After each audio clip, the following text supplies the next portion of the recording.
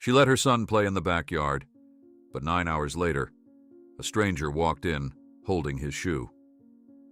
Before we continue, don't forget to subscribe to the channel, like the video, and comment where in the world you're watching from. Let's go. Emily Mason ran her fingers through her disheveled dark hair as she watched her son Ethan playing in the backyard, wondering if she could survive another day as a single mother. The bags under her eyes had darkened to a deep purple, testament to 3 sleepless nights filled with memories she couldn't escape. The 5-year anniversary of Matt's death loomed just days away, and like clockwork, the nightmares had returned. Through the kitchen window, sunlight caught Ethan's bright red hair as he arranged sticks in what appeared to be an elaborate fortress design. At 6 years old, he remained blissfully unaware of the weight his mother carried, the mortgage payments she struggled to meet, the grief that still ambushed her at unexpected moments, and now, this. The fax machine whirred to life, spitting out yet another message from her boss. Emily snatched the paper, eyes scanning the careful corporate language that couldn't disguise the threat. Restructuring department hours meant her already insufficient paycheck would soon shrink further. With a frustrated groan, she crumpled the paper and hurled it toward the trash can, missing by inches. "Just breathe," she whispered to herself, leaning against the counter. The kitchen clock ticked loudly, mocking her with each second. 2:40 p.m. She'd been awake since Ethan's nightmare at 3 a.m., the one where he called for his daddy, and Emily had to remind him, yet again, that daddy wasn't coming back. Her body felt leaden, her thoughts foggy. The orange prescription bottle sat on the windowsill, where she'd left it that morning. Emily hesitated only briefly, before shaking out a small white pill. Without bothering for water, she tossed it back, grimacing as it caught in her throat. The antidepressant was supposed to take the edge off, but lately, it just made her feel disconnected, as if watching her life through smudged glass. "Just half an hour," she murmured to herself. "I just need to lie down for half an hour." Outside, Ethan had abandoned his stick fortress and was now digging in the dirt with a plastic spoon. His faded brown t-shirt, once Matt's undershirt, now repurposed as Ethan's favorite play clothes, already smeared with soil. The shirt hung on his small frame like a dress, the fire department logo nearly faded away from countless washes. Emily couldn't bear to throw it out. It was one of the few things of Matt's that Ethan could actually use. "Look, Mom," Ethan called out, holding up what appeared to be a worm.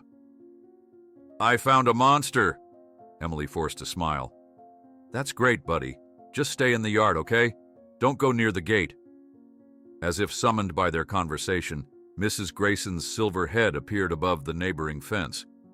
The elderly woman was watering her prized roses, but her eyes, as always, were more interested in what was happening in Emily's yard. "You look exhausted, dear," Mrs. Grayson called over. "Why don't you let me watch him for a bit while you rest?" Emily's spine stiffened automatically. Since Matt died in that building collapse, she'd developed an almost pathological resistance to accepting help.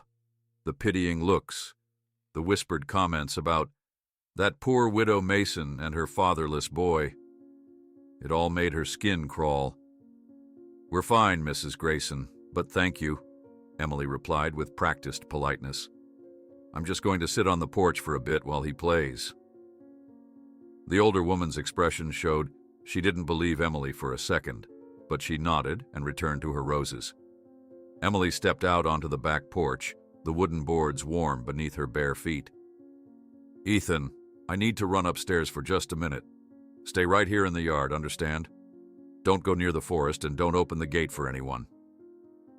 Ethan nodded, distractedly, already back to his excavation project. "Uh-huh. I'm building a trap for dinosaurs anyway." Emily checked the latch on the back gate, secure if a bit rusty, before heading inside. The stairs seemed to multiply as she dragged herself up to the second floor, each step requiring more effort than the last. In her bedroom, the rumpled sheets from her restless night beckoned like a siren's call. "Just 30 minutes, she promised herself again. setting the alarm on her phone for 3:10 p.m. She'd still have plenty of time to start dinner, and maybe even help Ethan with that science homework his teacher had sent home. As she sank into the mattress, her eyes fell on the framed photo of Matt on her nightstand. His confident smile, the proud tilt of his chin in his dress uniform. It was taken the day he was promoted to lieutenant, 3 weeks before the Westfield Mall fire that claimed him and 4 other firefighters. "I'm trying, Matt," she whispered. "I swear I'm trying." Sleep pulled at her immediately, dragging her down into darkness.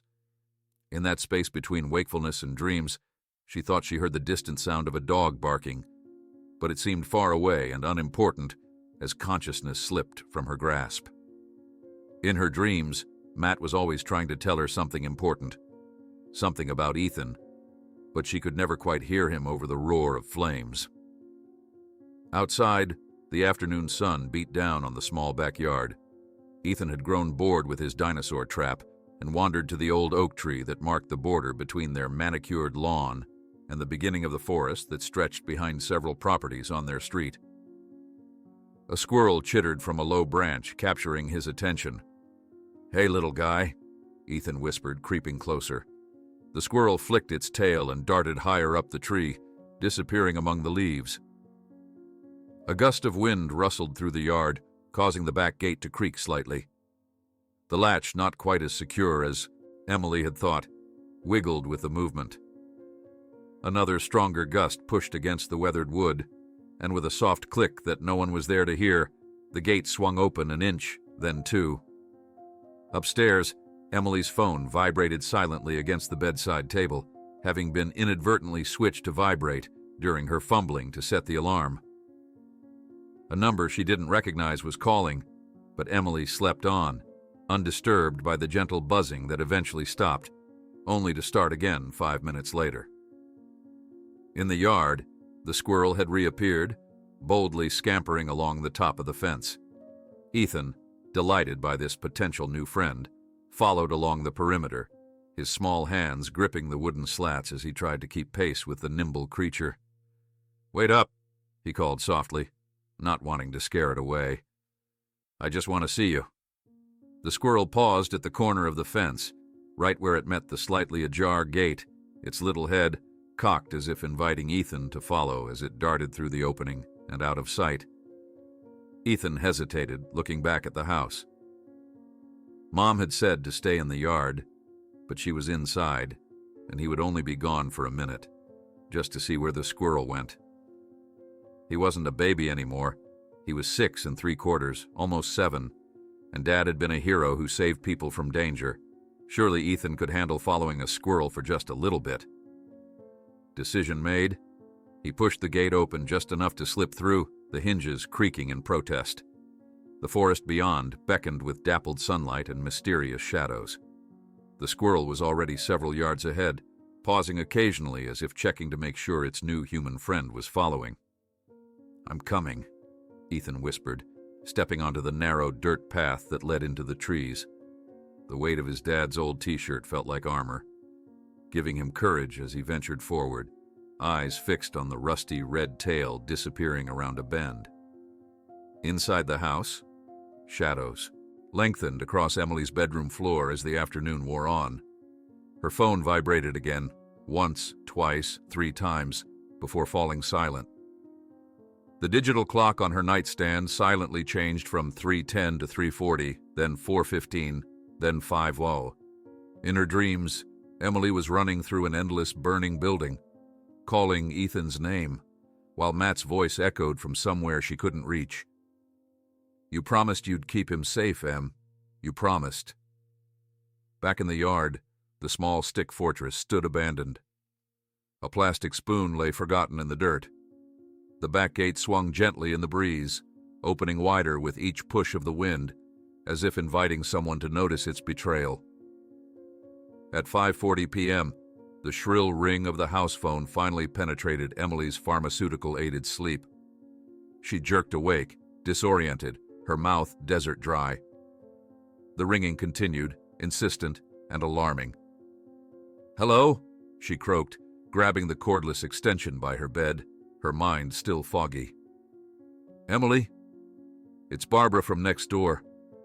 I just wanted to check if everything's okay. I saw your back gate standing open when I was bringing in my groceries, and you know how I worry." "Gate open?" The words pierced through Emily's mental haze like a bullet. "What time is it?" she demanded, already scrambling out of bed, her heart beginning to pound. "Nearly 5:45, dear." The phone slipped from Emily's suddenly numb fingers as she bolted from the bedroom. She took the stairs 2 at a time, nearly falling in her haste, calling out Ethan's name with increasing desperation. The kitchen was empty. The living room was empty. The downstairs bathroom door stood open, revealing nothing but gleaming tiles. "Ethan!" Her voice rose to a scream as she burst through the back door onto the porch. The yard lay silent in the fading afternoon light, no sign of her son's bright red hair or his energetic movements. Emily stumbled down the steps, her legs threatening to give way as she surveyed the abandoned play area, the scattered sticks, the open gate that swung lazily in the gentle evening breeze. Beyond it, the forest loomed dark and vast, swallowing the last rays of sunlight. The realization hit her with physical force. She doubled over, bile rising in her throat as panic clawed at her chest. When she could move again, she staggered to the gate, gripping the wood so hard splinters drove into her palms. "Ethan!" Her scream echoed among the trees, met only by the distant call of birds settling for the evening.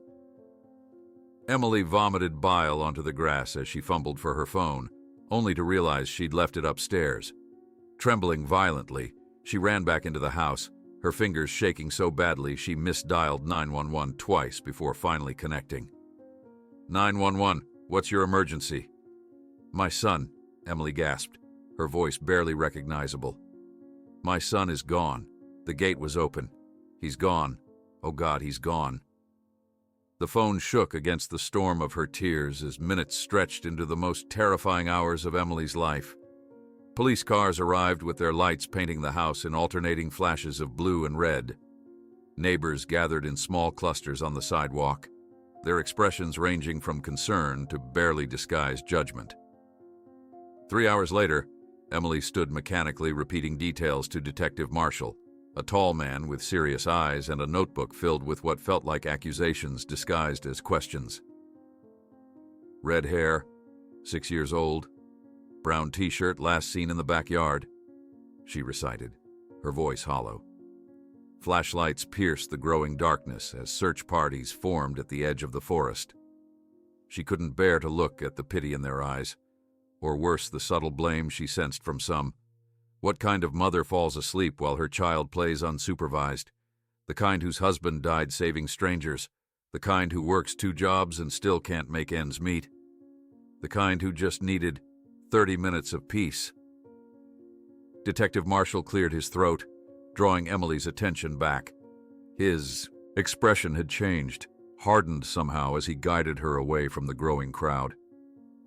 "Mrs. Mason," he said quietly, his voice low enough that only she could hear, "we need to discuss the anonymous call we received. Someone reported seeing your son talking to a strange man through a hole in your back fence last week. Why didn't you mention this?" "What hole? What man?" Emily stammered, blood rushing from her face. "I don't know what you're talking about." Detective Marshall's expression hardened further, his weathered face showing neither sympathy nor accusation, just professional determination. "That's concerning, Mrs. Mason. The caller was quite specific about the location and timing. Let's take a look, shall we?" Emily followed him through the house and out to the backyard on legs that felt like they might collapse beneath her at any moment. The beam of Marshall's flashlight swept the perimeter of the yard, pausing at the far corner, where a dense cluster of hydrangea bushes lined the fence. "Over here," he called, crouching down near the fence line. Emily stumbled forward, her heart hammering. The detective's flashlight illuminated a section of fence where several boards had warped with age and weather, creating a gap just large enough for a child to peer through, or perhaps even squeeze through if determined enough. "I didn't..." Emily's voice caught in her throat. "I had no idea." Detective Marshall gave her a long, assessing look. You genuinely didn't know about this. A memory flashed through Emily's mind. Ethan tugging at her sleeve 3 weeks ago while she rushed to get ready for her shift at the diner. "Mom, there's something broken in the back," he had said, and she had responded with a distracted, "Not now, honey. We'll fix it later." Later. Always later. When there was more time, more money, more energy. All things that seemed perpetually in short supply since Matt died. Ethan mentioned something about the fence needing fixing, she admitted, the words "oh" tasting like ashes in her mouth. "I didn't realize. I meant to check it, but you forgot," Marshall finished for her, his tone neutral, but his eyes cataloging her reaction. He nodded to a forensic technician who had approached. "Document this area thoroughly. I want photos from both sides of the fence." The yard was now a chaotic scene of activity. Police officers with flashlights combed through every inch of the property.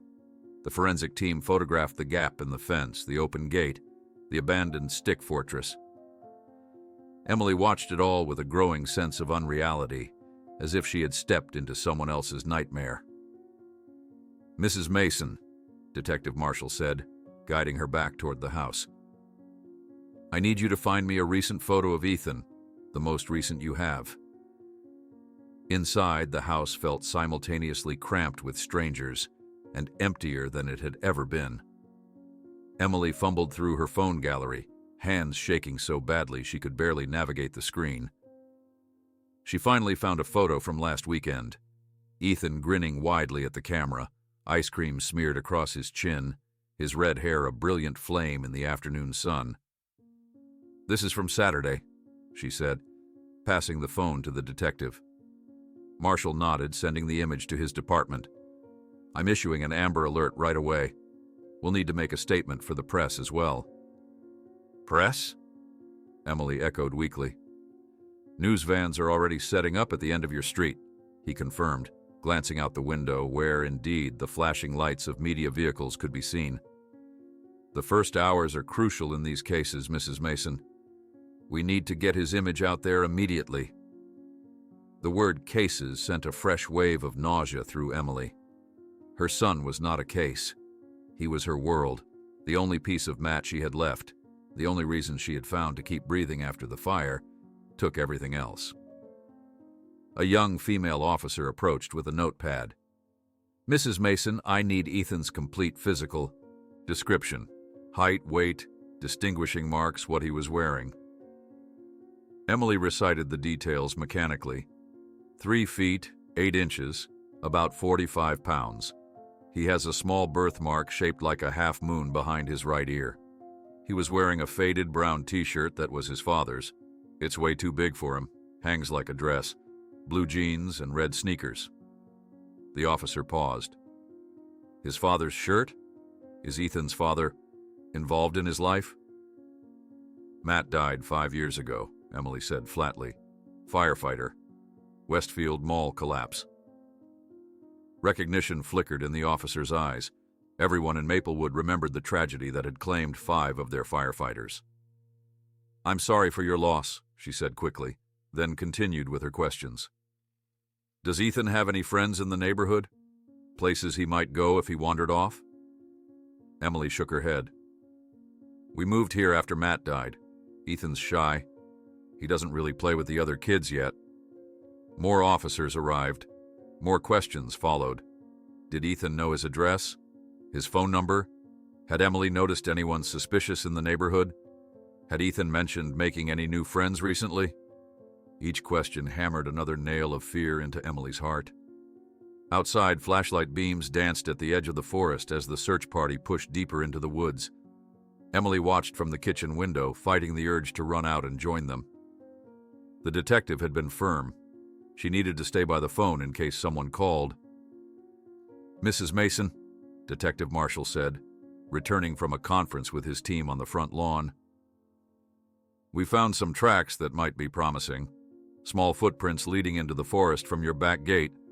The K9 unit is on the way."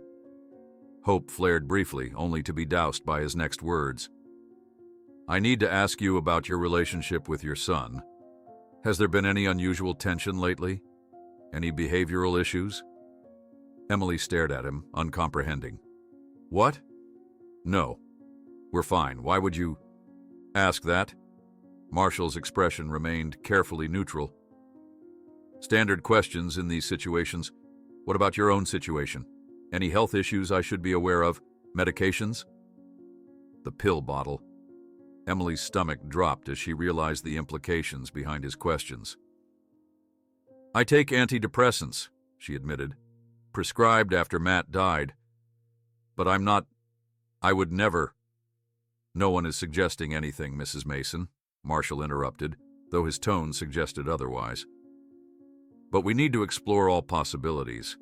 Now, about these calls to your cell phone while you were asleep. What calls? Emily's head snapped up. The detective consulted his notes. Your phone shows 4 incoming calls between 3:15 and 5:30 p.m. from an unlisted number. You didn't mention receiving these. I was asleep. The phone must have been on vibrate, Emily said, confusion mingling with her fear. I didn't hear anything until Barbara, Mrs. Grayson, called the house phone. A commotion at the front door interrupted them. Emily looked up to see Mrs. Grayson being ushered in by a uniformed officer. The elderly woman made a beeline for Emily, wrapping her in a bony embrace that somehow felt stronger than it looked. They're asking everyone questions, Mrs. Grayson explained, patting Emily's back. I told them everything I could. Detective Marshall cleared his throat. Mrs. Grayson mentioned seeing a bearded man walking through the neighborhood several times in the past few weeks, always around the same time of day, always seeming to pay particular attention to houses with children. Emily pulled back from Mrs. Grayson's embrace. A bearded man? Why didn't you tell me? I didn't want to worry you, dear, the older woman said, her lined face creased with concern. He seemed harmless enough, just walking his dog. But there was something, I don't know, something in the way he watched the children playing. Emily felt her knees weaken.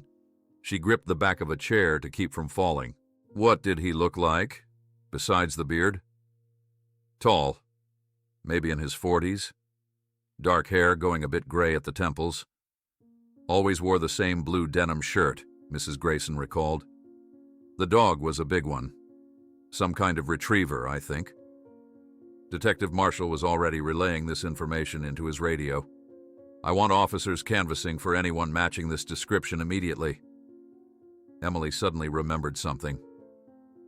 Wait here, she said, rushing upstairs to Ethan's bedroom. The room was exactly as he had left it that morning. Bed unmade, toy cars scattered across the floor, his stuffed dinosaur propped against the pillow. Emily went to his small desk where he kept his drawing supplies and began rifling through the papers. There, near the bottom of the stack, a crayon drawing from earlier that week that had struck her as odd at the time. Ethan had drawn a tall figure with a beard standing next to what appeared to be a large dog.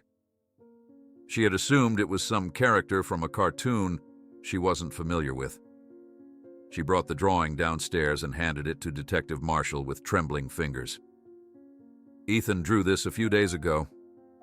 I didn't think anything of it at the time. The detective studied the drawing, his expression impossible to read. He carefully placed it in an evidence bag. We'll add this to the description.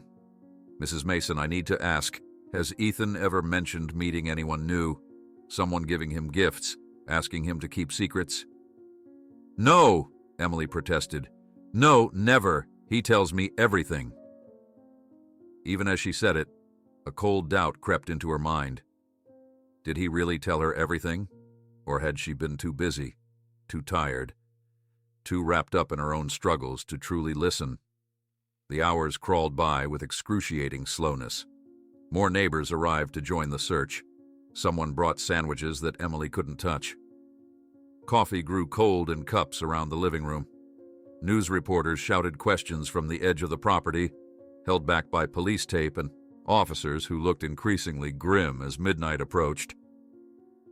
A tall man, with a weather-beaten face, pushed through the crowd of volunteers, his voice rising above the others. Why are we out here searching when she was the one who lost track of him? He demanded loudly. Mothers who neglect their kids always try to blame strangers.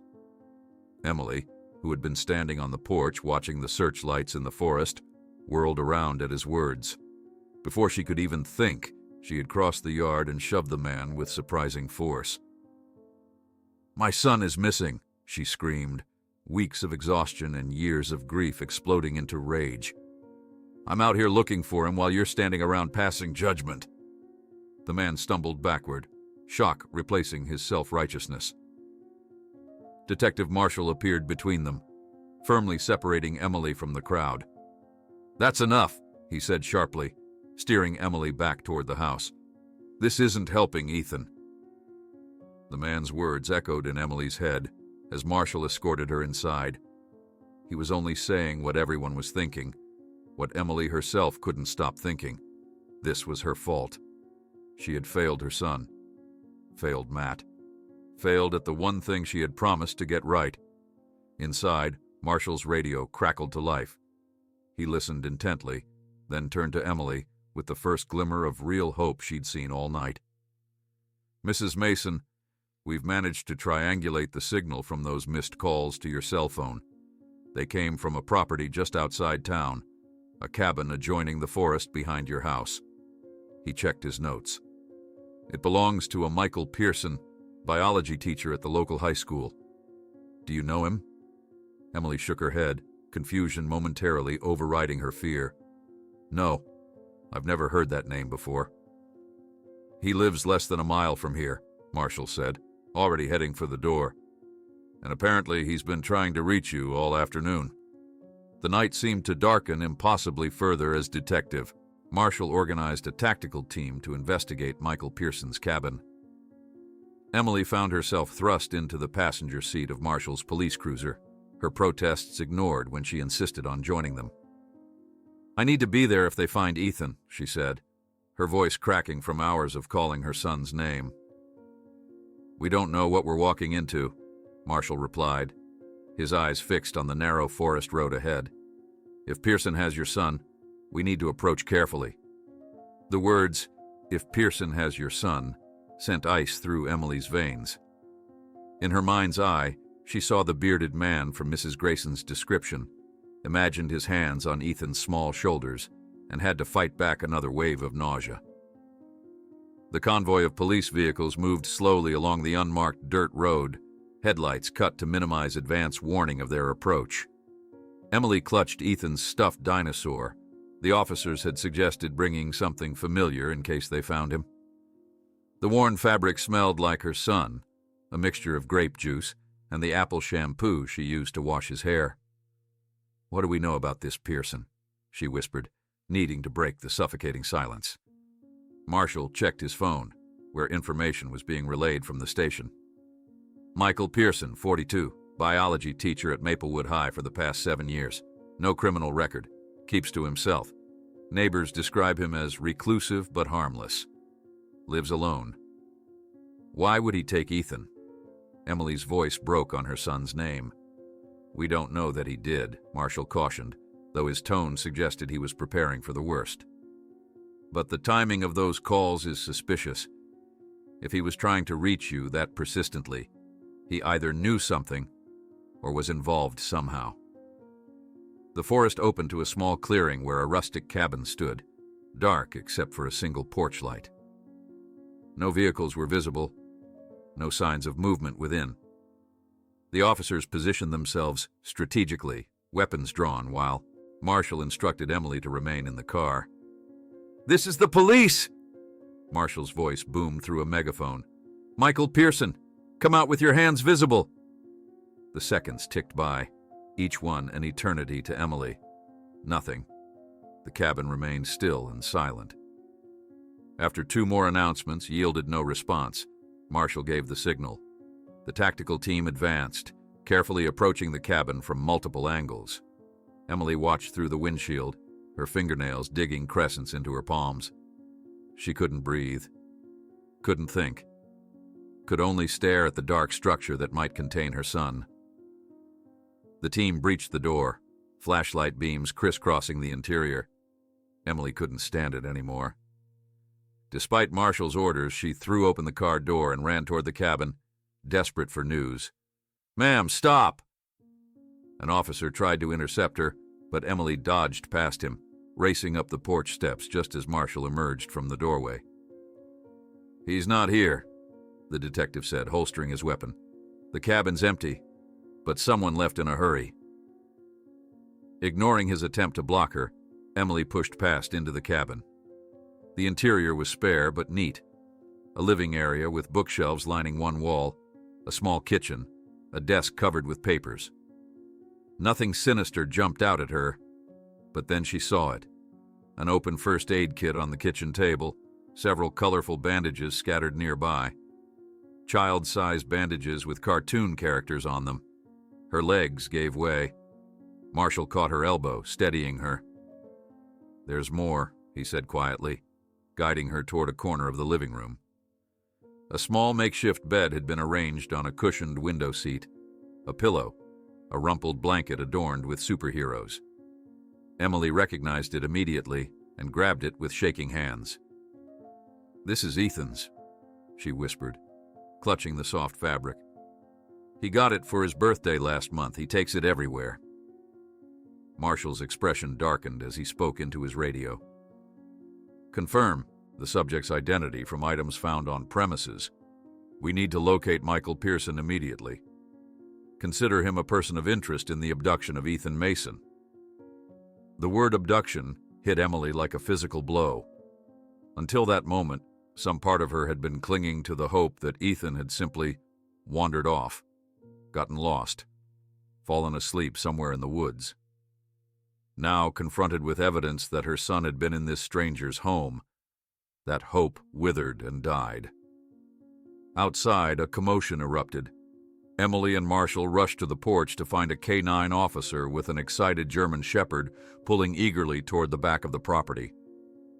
"We've got a scent trail," the officer called out. "Fresh, heading east toward town." For the first time in hours, a flicker of real hope sparked in Emily's chest. If the dogs could track Ethan, if the trail was fresh, maybe, just maybe. "I'm going with them," she announced, already moving toward the search team. "Mrs. Mason, I strongly advise—" Marshall began. "That's my son out there." Emily cut him off, a new steel in her voice. "I'm going. You can either help me or get out of my way." Something in her tone must have communicated the futility of arguing. Marshall nodded curtly and instructed a female officer to stay with Emily throughout the search. The K-9 unit led them along a narrow hiking trail that wound through the densest part of the forest. Emily stumbled over roots and rocks, her city sneakers ill-suited for the terrain, but she pressed on, ignoring the branches that whipped her face and the exhaustion that made her limbs feel like lead. "The trail's strong," the K-9 officer called back. "Someone came through here very recently. Multiple scents, at least one adult and one child." Emily's heart pounded harder. Ethan was alive. He had to be alive. The alternative was unthinkable. The path eventually widened, joining a more established trail that local hikers used. As they emerged near the edge of town, they encountered a group of curious onlookers who had gathered after hearing about the search. Camera phones were out, recording the police activity. "Please step back," Marshall ordered the crowd. "You're interfering with an active investigation." But the crowd was reluctant to disperse. Emily recognized some faces from town, parents from Ethan's school, customers from the diner where she worked weekends, neighbors she knew only by sight, all watching with a mixture of concern and the unmistakable hunger for drama that wasn't their own. "That's her," someone whispered loudly enough for Emily to hear. "The one who fell asleep while her kid was outside." Another voice chimed in. "I heard she's on all kinds of medications. Mentally unstable since her husband died." Emily froze, the accusations hitting her like physical blows. Before she could stop herself, she whirled on the whisperers.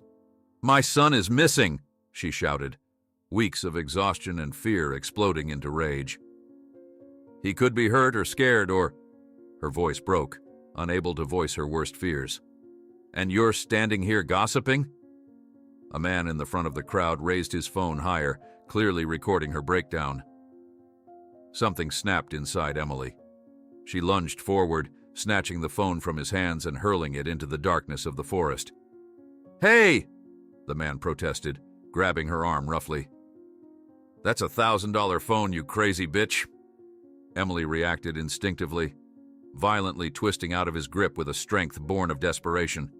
Her elbow connected with his nose, producing a satisfying crunch and a howl of pain. "Mrs. Mason!" Marshall pulled her back as two officers moved to contain the situation. "That's enough!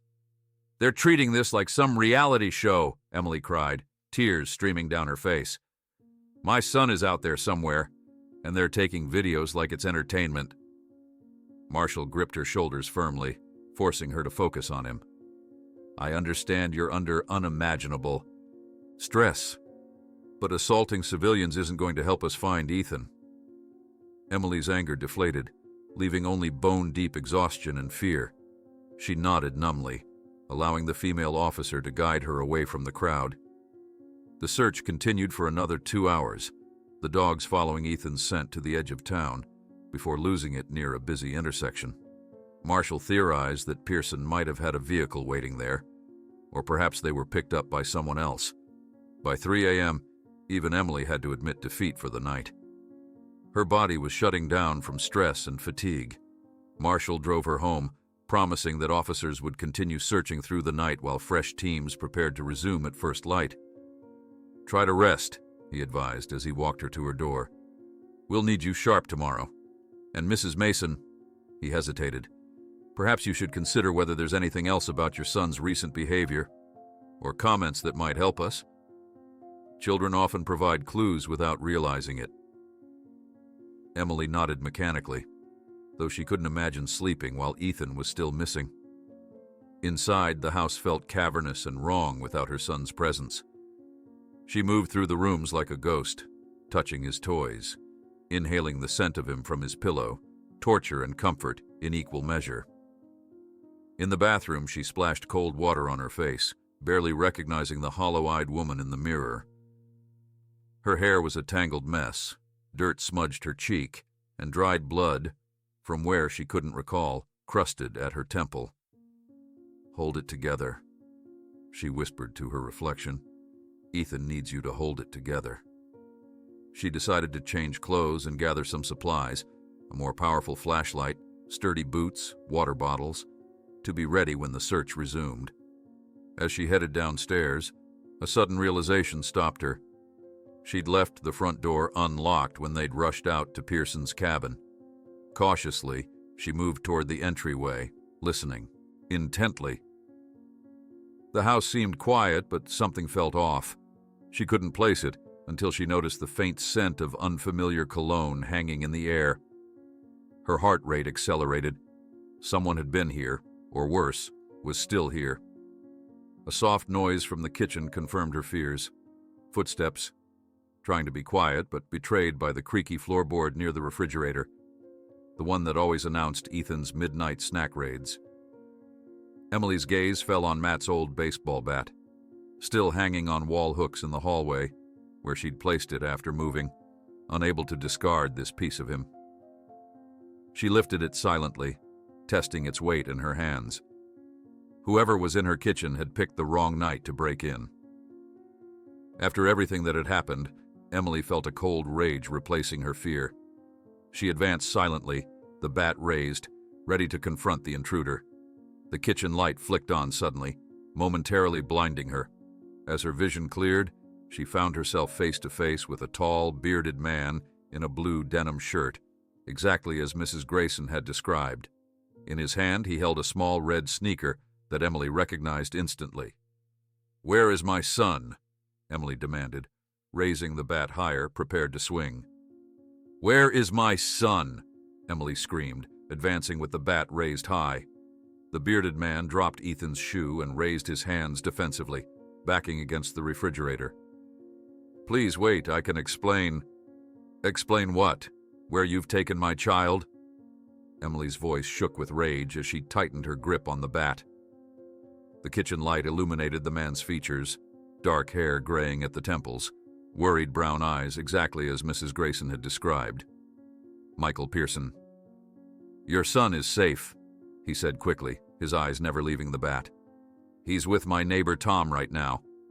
They're on their way here." Emily lunged forward, swinging the bat toward his head. Pearson ducked, the weapon missing him by inches and connecting with a cabinet door, splintering the wood. 8 hours, she screamed, readying for another swing. "My son has been missing for 8 hours while half the town searches the forest. What kind of monster are you?" Pearson scrambled sideways, putting the kitchen island between them. "I found him in the forest with an injured ankle. I tried calling your house repeatedly." "Liar!" Emily moved around the island, backing him toward the living room. "You've been watching him for weeks. Mrs. Grayson saw you. Ethan drew pictures of you." "I walk my dog through the neighborhood," Pearson explained, breath coming faster as he retreated. "I've waved to Ethan a few times when he was in the yard. That's all. Please, just listen." Emily lunged for the cordless phone on the counter, keeping the bat steady in her other hand. "I'm calling Detective Marshall." Pearson moved to block her access to the door. "He's already on his way. I called him after I couldn't reach you," he said, his voice steadier now. "I told him I found Ethan and was bringing him home. He should be here any minute." Emily's hands trembled as she tried to process his words. Found Ethan? Bringing him home? None of it made sense with the evidence they'd discovered at the cabin. "Why should I believe you?" she demanded, the phone halfway to her ear. "Because of this," Pearson said, cautiously pointing to the shoe he'd dropped. "Look at it closely." Emily glanced down without lowering the bat. Ethan's red sneaker lay on its side, the distinctive green paint stain visible on the toe, a mark from an art project at school last month. This wasn't just any child's shoe. It was unmistakably Ethan's. "How did you get this?" she asked, confusion momentarily tempering her rage. "He was wearing it when I found him by Beaver Creek," Pearson explained, his voice gentler now that she was listening. "He'd been chasing a squirrel, climbed a tree and fell. Twisted his ankle pretty badly. I tried calling your house from my cell phone, but there was no answer."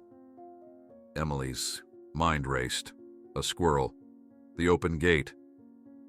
Ethan's fascination with climbing things despite her warnings. "You expect me to believe that you just happened to find my son in the middle of the forest?" Her voice dripped with skepticism, but the bat lowered slightly. "I was collecting samples for my biology class. I spend most afternoons in those woods," he said. "I heard crying and found him sitting under a tree about half a mile from the creek bend, holding his ankle. He was terrified. Not just from the pain, but because he thought you'd be angry he'd left the yard." A flash of headlights through the front windows interrupted them. Car doors slammed outside, followed by hurried footsteps on the porch. Emily's heart stopped at the sound of a child's voice, a voice she would recognize anywhere. "Is Mommy going to be mad?" Ethan asked someone outside. "I think she'll just be happy to see you, buddy," replied an unfamiliar male voice. The front door opened, and Ethan appeared in the entryway, his small frame silhouetted against the porch light. He was limping, a white bandage visible around his right ankle, but otherwise appeared unharmed. Behind him stood an older man with silver hair, presumably Tom, Pearson's neighbor. "Mommy!" Ethan cried when he spotted her. Emily dropped both the bat and the phone, falling to her knees as Ethan hobbled toward her. She enveloped him in her arms, pressing her face into his hair, inhaling his familiar scent mixed with unfamiliar antiseptic and pine. "I'm sorry I left the yard," Ethan mumbled against her shoulder, his small body trembling. "The squirrel was really fast, and I just wanted to see where he lived. But then I fell from the tree and it hurt really bad, and I was scared." "Shh, it's okay," Emily soothed, tears streaming down her face as she ran her hands over him, checking for injuries. "You're home now. That's all that matters." Over Ethan's shoulder, she met Pearson's eyes. The man had backed away, giving them space for their reunion. Despite her lingering suspicion, Emily couldn't deny the evidence before her. Ethan was safe, seemingly untraumatized and clearly familiar with this man he called Mr. Mike. The front door opened again, and Detective Marshall entered, taking in the scene with a swift, professional assessment. "Mrs. Mason," he acknowledged, then turned to Pearson. "Mr. Pearson, I see you've made it here before me." "Tom drove us," Pearson replied. "I thought it best to get Ethan home as quickly as possible." Marshall nodded, his hand still resting casually near his holstered weapon. "And perhaps you could explain to me now why you kept this child at your cabin for the better part of the day instead of contacting the authorities immediately?" The room fell silent except for Ethan's sniffling. Emily held her son protectively, but she too wanted answers. Pearson sighed, running a hand through his dark hair. "I treated his ankle first. It was swelling badly and he was in pain. I tried calling this house repeatedly but got no answer. Ethan was extremely upset and kept saying his mom would be furious with him for leaving the yard." "That doesn't explain why you didn't call 911, Marshall pressed. "I was going to," Pearson admitted. "But then Ethan calmed down and started talking about his dad, the firefighter who died saving people. He seemed to need to talk, and I know something about losing family." He paused, looking uncomfortable. "By the time I realized how late it had gotten, I was preparing to bring him home when my neighbor Tom called to tell me there was a massive search underway for a missing boy." "So you just decided to keep him at your cabin while his mother was going out of her mind with worry?" Marshall's tone was incredulous. "It was poor judgment," Pearson conceded. "I was focused on keeping him calm and treating his injury. Time got away from me. When I heard about the search, I left him with Tom briefly while I came to explain. But you'd already been to my cabin. I should have handled it differently, and I'm deeply sorry for the distress I caused." Emily looked down at Ethan, who had nestled against her chest, his eyes growing heavy with exhaustion. "Is that true, sweetheart? Mr. Mike helped with your ankle?" Ethan nodded sleepily. "He has dinosaur bandages, Mom, and a real microscope where you can see bugs super big. And Zeus, his dog, is huge and fluffy and licked my face." The simple, childish details did more to convince Emily than any of Pearson's explanations. Children couldn't fake that kind of unguarded enthusiasm. "I think we should continue this discussion after Ethan's been checked by a doctor," Marshall suggested, softening his tone as he observed the exhausted child. "I'll have an ambulance meet us at the hospital." "I can take him," Emily said, still reluctant to let Ethan out of her arms. "I'll drive you both," Marshall countered firmly. "Mr. Pearson, I'll need you to come to the station to give a formal statement." Pearson nodded. "Of course, whatever you need." As Emily gathered Ethan's jacket and a change of clothes, the reality of the situation began to sink in. Her son was safe. The nightmare was over. But in its place came a confusing mix of relief, lingering anger, and embarrassing awareness of how she must appear to the others. Wild-haired, disheveled, having threatened a man with a baseball bat. In the car, with Ethan finally asleep against her side, Emily stared out the window at the darkness. Dawn wasn't far off, the eastern sky just beginning to lighten. Detective Marshall drove in silence for several minutes before speaking. "For what it's worth," he said quietly, "Pearson's story checks out initially. He has no record, excellent standing in the community. We'll investigate thoroughly, but my instinct says he's telling the truth. Poor judgment, but no malicious intent." Emily nodded, too emotionally drained to speak.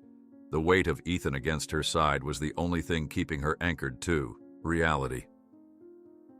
"You should know," Marshall continued, "the media's already running with this. By morning, everyone will have heard some version of what happened." Emily closed her eyes, imagining the headlines, the judgment, the whispers that would follow them both. "I just want to take my son home," and forget this ever happened, she whispered. Unfortunately, there will be follow-up questions, Marshall replied.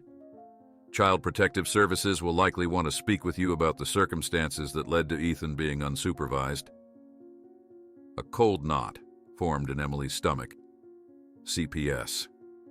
The words conjured images of stern social workers with clipboards, evaluating her fitness as a mother, perhaps even considering whether Ethan would be better off elsewhere. He was in our fenced yard, she said defensively. I checked the gate. I only meant to rest for half an hour. Marshall nodded, his expression not unkind. I understand, but these are standard procedures. At the hospital, doctors confirmed what Pearson had already treated, a minor sprain that would heal within a week. They ran additional tests, checking for any signs of trauma or abuse, found none, and discharged Ethan with instructions for care and rest. Throughout it all, Emily couldn't shake the image of Michael Pearson's face when he spoke of knowing something about losing family. There had been a raw pain there, something that felt oddly familiar, a mirror to her own grief. Days later, when the dust had settled and the media had moved on to fresher scandals, Emily sat at her kitchen table reviewing the police report Marshall had shared with her. Michael Pearson's statement was detailed and consistent. The investigation had found nothing suspicious, no evidence of ill intent. What continued to nag at her was why he hadn't immediately returned Ethan or called authorities. It wasn't until she reached the final page of the report that she found her answer, a transcript from Pearson's formal interview. As a teacher, I'm trained to watch for signs of child abuse or neglect, he had explained. When Ethan spoke about his mother with such fear, repeating several times that she would be very, very angry if she knew he'd left the yard, it raised concerns. I wanted to observe him more, see if there were other indicators I should report. It was only later I understood his fear came from grief, not abuse. His mother wasn't abusive. She was a widow struggling to hold things together just like I once was. Emily set down the report, her hands trembling. She pulled out her laptop and searched Michael Pearson's name, finding what she'd been looking for in archived news articles. Local teacher's daughter dies in home accident while father napped. Wife files for divorce, citing negligence. When Michael finally arrived at Emily's door 3 days later in response to her call, his expression was guarded. "Thank you for seeing me," he said formally, remaining on the porch until explicitly invited inside. "I think," Emily said, meeting his eyes directly, "we saw our own traumas reflected in each other." The forest looked different in the daylight, less menacing but somehow more vast. Emily trudged alongside a group of volunteers who had insisted on continuing the search for Michael Pearson, despite the police statement that Ethan had been found safe. The crowd had thinned considerably since word spread of her son's return, but a vocal minority remained convinced there was more to the story. "We need to check every inch," insisted a burly man wearing a homemade Find Ethan t-shirt that he hadn't bothered to discard. "Predators don't just take one child and stop." Emily's jaw tightened. "Michael Pearson isn't a predator. My son wandered off and got hurt. Mr. Pearson found him and treated his injury." "Sure, that's what they want you to believe," the man replied with a knowing look that made Emily's blood boil. "But why'd he keep your boy so long? Why hide in that cabin instead of bringing him straight home?" Before Emily could respond, another volunteer chimed in. "My sister works at the school board. Says Pearson's been on their radar for years. Too friendly with the students, always offering extra help after hours." "That's called being a good teacher," Emily snapped, quickening her pace to pull ahead of the group. She hadn't wanted to join this search at all, but Detective Marshall had suggested her presence might help dispel rumors. Instead, she found herself surrounded by people who seemed determined to create a monster where none existed. The man jogged to catch up with her, stepping directly into her path. "Look, lady, I'm just saying what everyone's thinking. What kind of man takes a kid to his remote cabin instead of calling 911? And what kind of mother what?" Emily challenged, stepping closer until they were nearly nose to nose. "Go ahead. Say it." The man hesitated, then doubled down. "What kind of mother falls asleep while her 6-year-old plays unsupervised? Maybe instead of defending some stranger, you should take a hard look at your own parenting." Something snapped inside Emily. The sleepless nights, the endless questioning by police and social services, the thinly veiled accusations from neighbors. It all crystallized into a white-hot rage that propelled her forward. She shoved the man with both hands, sending him stumbling backward into a patch of thorny bushes.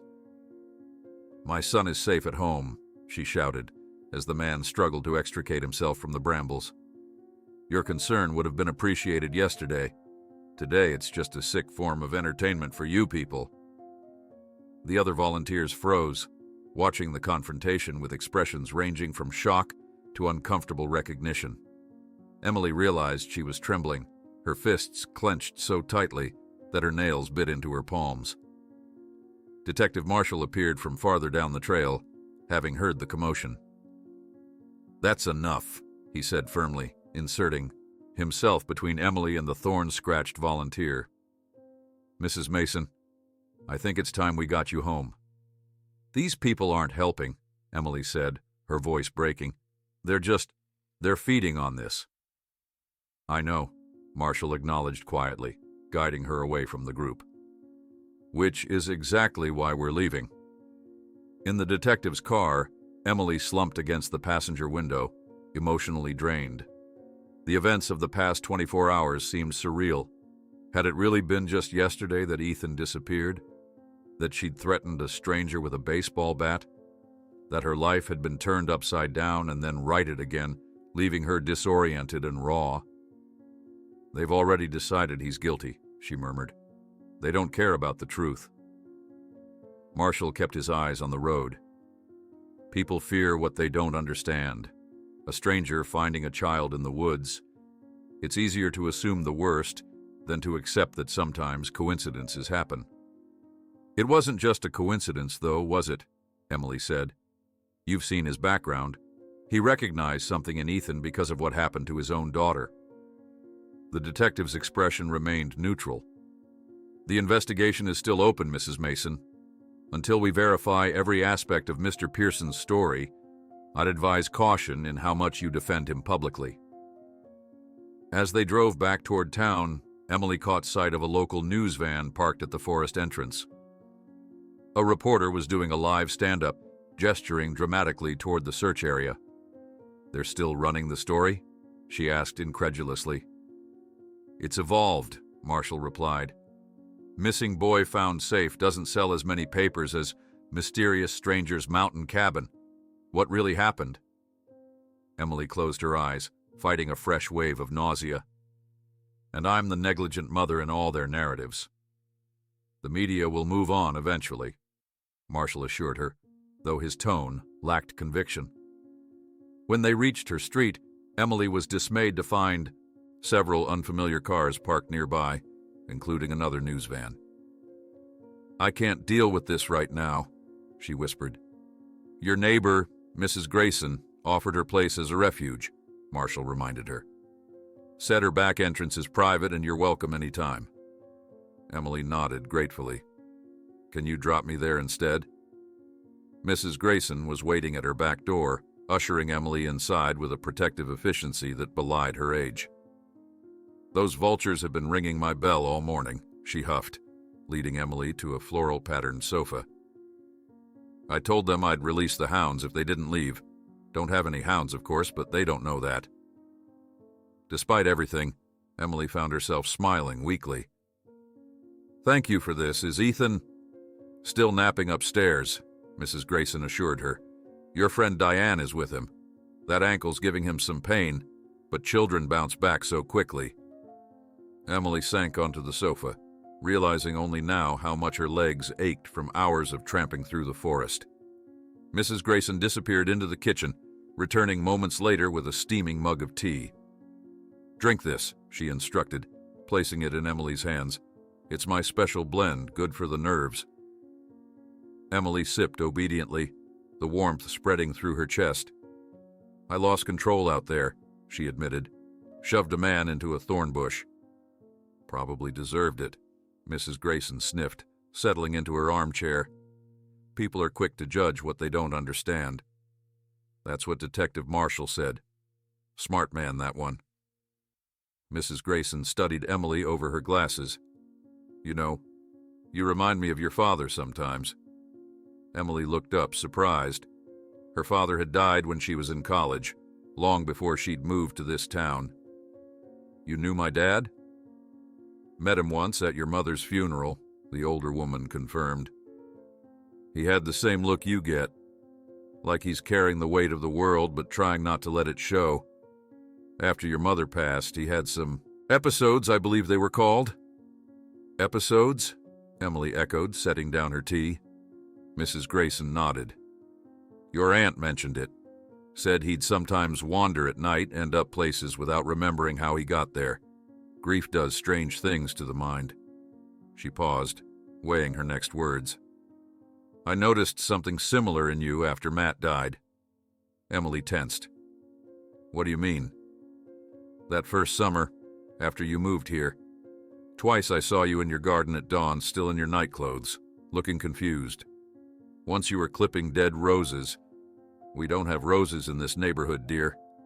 A chill ran through Emily. She had vague memories of waking up in strange places in the months after Matt's death. The sun porch, the backyard, once even the bathtub, fully clothed. Her therapist had called it dissociative sleep behavior, triggered by extreme stress. I didn't realize anyone had seen, she whispered. Only me, and I keep my observations to myself, Mrs. Grayson assured her. But it's why I've been keeping an extra eye on you and Ethan. We all need someone watching our backs, especially when we're too proud to ask for help. The phone rang, interrupting their conversation. Mrs. Grayson answered, her expression shifting from annoyance to concern as she listened. It's for you, she said, covering the receiver. Someone saw lights on in your house. Thought you should know, since you're supposed to be here.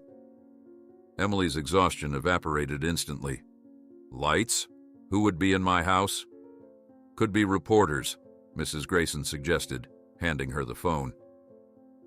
After confirming the details with her concerned neighbor, Emily made a quick decision. I need to check it out. Diane can stay with Ethan. I'll be back in 20 minutes. You should call the detective, Mrs. Grayson protested.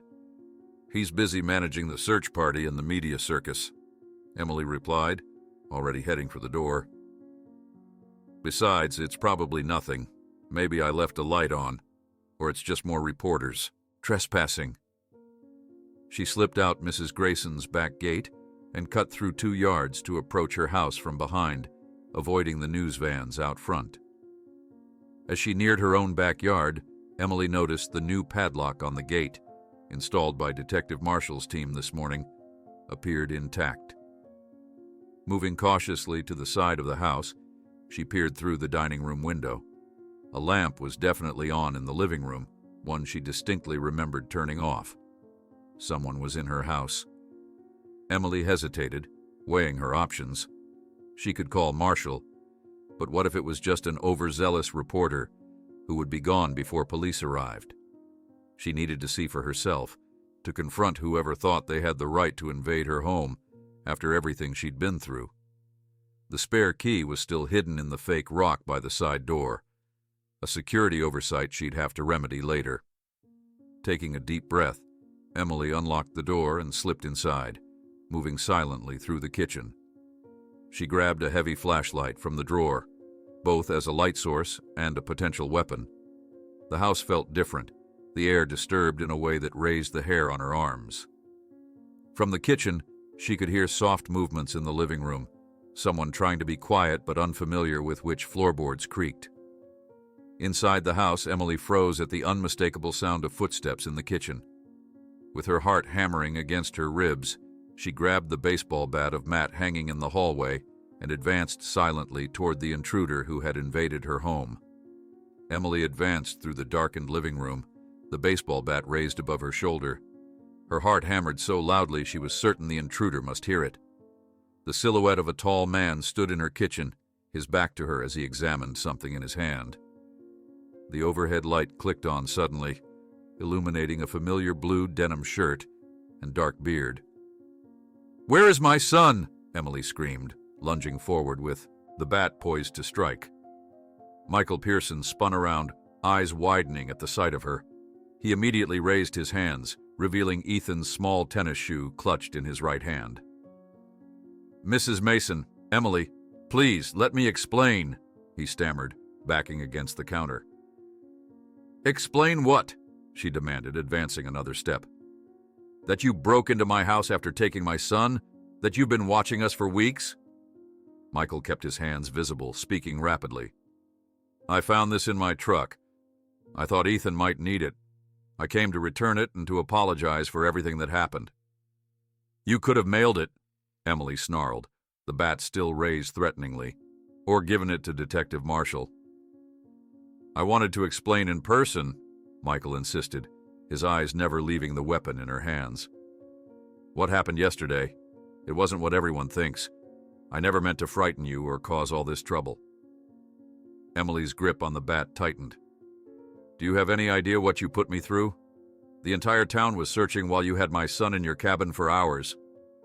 "I tried calling," Michael protested. "Multiple times. I left messages." "So you say." Emily tried to reach for the phone on the counter without lowering the bat. "I'm calling Detective Marshall. He can sort this out." Michael stepped sideways, blocking her path to the door. "Please, just listen to me for 5 minutes. Ethan is safe now. He's okay." "Because I got him back," Emily shouted, feeling the tenuous control on her emotions slipping. "No thanks to you." "Your son was terrified you would be angry," Michael said, his voice softening. "The whole time all he talked about was how you'd be very, very mad that he left the yard. He was more scared of your reaction than of his injured ankle." The words hit Emily like a physical blow. Had she become so strict, so anxious, that her son feared her reaction more than his own pain? "When a child is that frightened of parental anger," Michael continued, carefully, "it raises concerns for teachers like me. We're mandatory reporters. I needed to understand if there was something more happening." Emily's arms began to tremble from the effort of holding the bat aloft. "You thought I was abusing my son." "I didn't know what to think," Michael admitted. "I just knew a little boy was afraid to go home because he'd broken a rule, and that resonated with me." Something in his tone made Emily hesitate. She glanced down at the shoe he still held, unmistakably Ethan's, with the distinctive green paint splatter across the toe from his art project last month. "Why did you really keep him at your cabin?" she asked, lowering the bat slightly. Michael sighed, his shoulders dropping.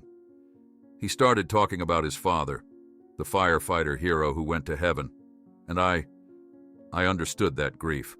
I recognized something in him, and in how he talked about you, that felt familiar." Emily's stance relaxed fractionally. "Because of your daughter?" Surprise flickered across Michael's face. "You know about Lily?" "I've been doing my research," Emily said, the bat now pointing to the floor rather than at his head. 5-year-old daughter, accident at home while you were napping. Ex-wife blamed you and filed for divorce." Michael's expression crumpled briefly before he composed himself. "Then you understand why I might hesitate before judging another parent. Why I might recognize the signs of someone struggling to hold everything together after loss." A car pulled up outside, headlights sweeping across the living room windows. Emily tensed again, uncertain who might be arriving. "I'm expecting someone," Michael said quickly. "My neighbor Tom, he's bringing Ethan." "Ethan?" Emily's head snapped up. "What are you talking about? Ethan is at Mrs. Grayson's house." "No, he insisted on coming along when he heard I was returning his shoe," Michael explained. "Tom should be here any—" The doorbell rang, cutting him off. Emily backed toward the entryway, keeping the bat firmly in her grip, never taking her eyes off Michael. "If you're lying," she warned. "I'm not," Please just open the door." Emily reached for the handle, her heart racing with uncertainty. When she pulled the door open, she found an older man with silver hair standing on her porch, and beside him, clutching his hand, was Ethan. Her son's right ankle was wrapped in a white bandage, and he was putting minimal weight on it, but his face lit up when he saw her. "Mommy," he cried, releasing Tom's hand and hobbling toward her. Emily dropped the bat with a clatter, falling to her knees to catch Ethan as he threw himself into her arms. She crushed him to her chest, breathing in his familiar scent, mixed with the antiseptic smell of bandages. "I'm sorry I disobeyed," Ethan mumbled against her shoulder. "I just wanted to see where the squirrel lived, but then I fell from the tree and Mr. Mike found me. He has the coolest cabin ever, Mom, with a real telescope and fossils and a giant dog named Zeus." Emily pulled back, framing Ethan's face with her hands. "Are you okay, sweetie? Does your ankle hurt?" "A little," Ethan admitted. "But Mr. Mike put on special dinosaur bandages, and he said I was super brave." Emily looked up to see Michael watching them, his expression a complex mixture of relief and something that looked almost like longing. Tom had stepped inside as well, hovering awkwardly by the door. "I'm sorry to drop in unannounced," Tom said. Mike insisted Ethan would want his shoe back right away, and the boy was quite determined to come along. "Mrs. Grayson is probably worried sick," Emily realized, reaching for her phone. "We stopped there first," Michael assured her. "She knows Ethan's with us. She was less than pleased to see me, but Ethan convinced her it was okay." The front door opened again, and Detective Marshall stepped inside, his hand instinctively moving to his weapon when he spotted Michael.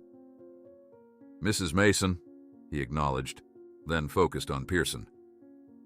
"Mr. Pearson, I got a call from a neighbor about a possible break-in. I see you've made it here before me." "He came to return Ethan's shoe," Emily explained, still holding her son close. Marshall's expression remained professional but skeptical. "And perhaps you could explain to me now why you kept this boy hidden for nearly 10 hours instead of contacting authorities immediately." An uncomfortable silence fell over the room. Ethan looked between the adults, sensing the tension but not understanding its source. "Mr. Mike didn't hide me," he piped up suddenly. "We looked at neat stuff under his microscope, and Zeus licked my face, and we called the house a bunch of times, but nobody answered." Marshall softened slightly at the child's intervention, but his eyes remained fixed on Michael. "I'd still like a full explanation, sir." Michael nodded. "Of course. As I told Mrs. Mason, I found Ethan near Beaver Creek with a sprained ankle. I brought him to my cabin to treat the injury and tried calling repeatedly. He was upset and afraid of getting in trouble." "That doesn't explain the extended delay," Marshall pressed. Michael hesitated, looking briefly at Emily before continuing. Ethan began talking about his father, about loss and grief in the way only children can. As someone who's experienced similar loss, I found myself connecting with him. Time got away from me, and by the time I realized how late it had gotten, my neighbor called about the search. "So you simply forgot to return a child to his mother?" Marshall's tone made it clear how implausible he found this explanation. "It was poor judgment," Michael admitted. "I became caught up in helping him and in my own memories. I should have called emergency services immediately. That's my fault, and I accept full responsibility." Emily watched Michael's face as he spoke, seeing the genuine regret there. She thought about her own grief after Matt died, how time had sometimes slipped away from her, how she'd found herself standing in rooms with no memory of entering them, how the past and present had occasionally blurred together in confusing ways. "I believe him," she said quietly, surprising herself as much as everyone else in the room. Marshall raised an eyebrow. "Mrs. Mason, I understand you're relieved to have your son back safely, but—" "No," Emily interrupted, rising to her feet while keeping one hand on Ethan's shoulder. "I mean, I understand how it happened. Grief does strange things to people, makes us lose track of time, of ourselves sometimes. Mommy gets really sad about Daddy sometimes, Ethan added solemnly. She looks at pictures and forgets I'm talking to her. Emily felt her cheeks flush with embarrassment, but she didn't contradict her son. He was right. There were moments when grief still ambushed her, pulling her away from the present and back into memories. Marshall considered this, then nodded once. I'll still need Mr. Pearson to come to the station for a formal statement, and we'll need to document Ethan's injury and account. Can we do that tomorrow? Emily asked. Ethan needs rest, and it's been a long day for everyone. After some negotiation, Marshall agreed to postpone the formal statements until morning. As he prepared to leave, he pulled Emily aside. You're certain about this? He asked quietly. Your initial reaction was quite different. I've had time to think, Emily replied, and to do some research on Mr. Pearson.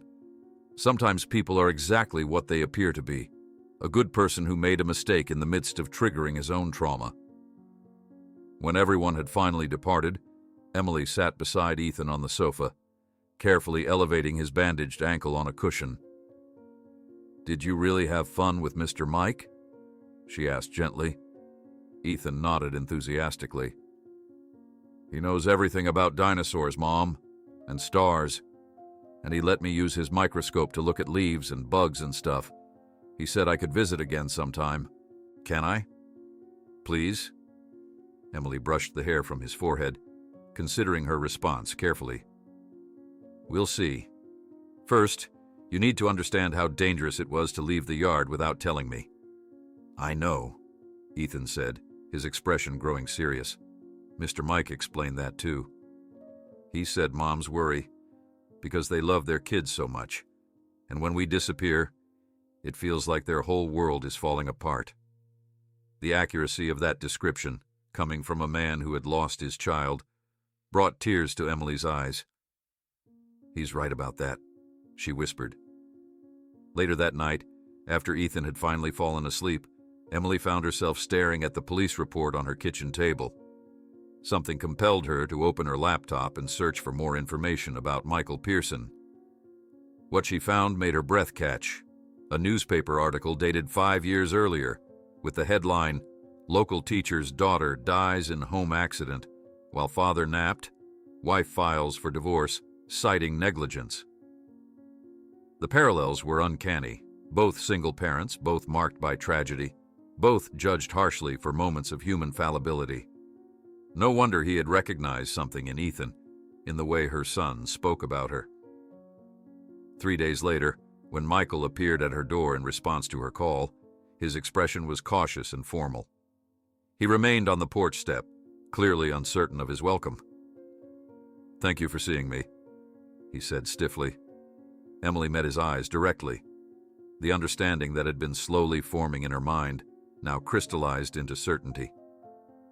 I think, she said quietly, we saw our own traumas reflected in each other. 2 interrogation rooms down, Michael Pearson sat across from Detective Marshall, recounting his story for what seemed like the 100th time. Emily watched through the one-way glass, arms wrapped tightly around herself, as if holding together pieces that threatened to scatter. Walk me through it again. Marshall's voice came through the speaker, patient but persistent. From the moment you found Ethan in the woods. Michael sighed, running his hand through his beard. I was collecting moss samples near Beaver Creek. I do this every Tuesday for my advanced biology class. I heard crying and found him sitting under an oak tree about a quarter mile from the water. His ankle was already swelling badly. And you decided to take him to your cabin rather than call emergency services because he was scared and in pain. My cabin was closer than the road. I thought I could stabilize the injury, call his mother, and drive him home. Michael leaned forward, his exhaustion evident. I tried calling repeatedly. When I couldn't reach anyone, I focused on keeping him calm. Emily turned away, unable to watch anymore. From the adjacent room, Ethan's voice floated through another speaker, cheerfully describing Zeus the dog to a gentle-voiced social worker. The contrast between the 2 interrogations was stark. one a friendly chat with a child specialist, the other an increasingly suspicious cross-examination. The door opened and Detective Marshall entered. "Mrs. Mason, thank you for your patience. We're almost done." "He's told you the same story consistently for 3 days," Emily said, fatigue making her voice sharper than intended. "What more are you looking for?" Marshall studied her with professional detachment. "In cases involving children, we have to be thorough, especially when the initial circumstances appeared concerning." "You mean when you thought he'd abducted my son?" "When we had a missing child and a man who kept him in a remote location for hours without notifying authorities," Marshall corrected mildly. "Your own initial reaction was quite similar, if I recall." Emily couldn't argue with that. The memory of raising Matt's baseball bat, ready to strike Michael, was still uncomfortably fresh. "What happens now?" she asked instead. "Mr. Pearson is free to go. We've found nothing to contradict his account." Marshall hesitated, then added, "But there's something else we should discuss. Your supervisor at the bank called. He's concerned about your returning to work immediately." Emily's stomach tightened. "What exactly did he say?" "That given the media attention and your recent emotional state, perhaps a leave of absence would be beneficial." "They're pushing me out," Emily translated bitterly. "Because I'm bad publicity now." Marshall didn't contradict her. "There's also the matter of Child Protective Services. A caseworker will be conducting a home assessment next week." The words landed like physical blows. Emily had been expecting this, but the reality still stung. "Because I fell asleep while my son played in our fenced yard." "Standard procedure when there's been an incident involving potential negligence," Marshall said, though his tone suggested he found the protocol excessive in this case. Emily nodded numbly, too exhausted to argue further. What would be the point? The wheels of bureaucracy were already turning, processing her family through their standardized procedures, reducing the complexity of grief, single parenthood, and human error to checkboxes on a form. Outside the station, reporters lurked like predators, cameras raised as Emily emerged with Ethan.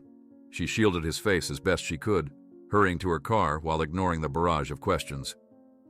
"Mrs. Mason, do you believe Michael Pearson's story? Is it true you threatened him with a weapon? Will you be taking legal action against the man who kept your son?" Emily slammed the car door, muffling their voices. Ethan looked up at her from the back seat, his expression confused. "Why are those people so mad, Mom?" "They're not mad, honey," Emily explained, starting the engine. "They just want to understand what happened." "I already told them.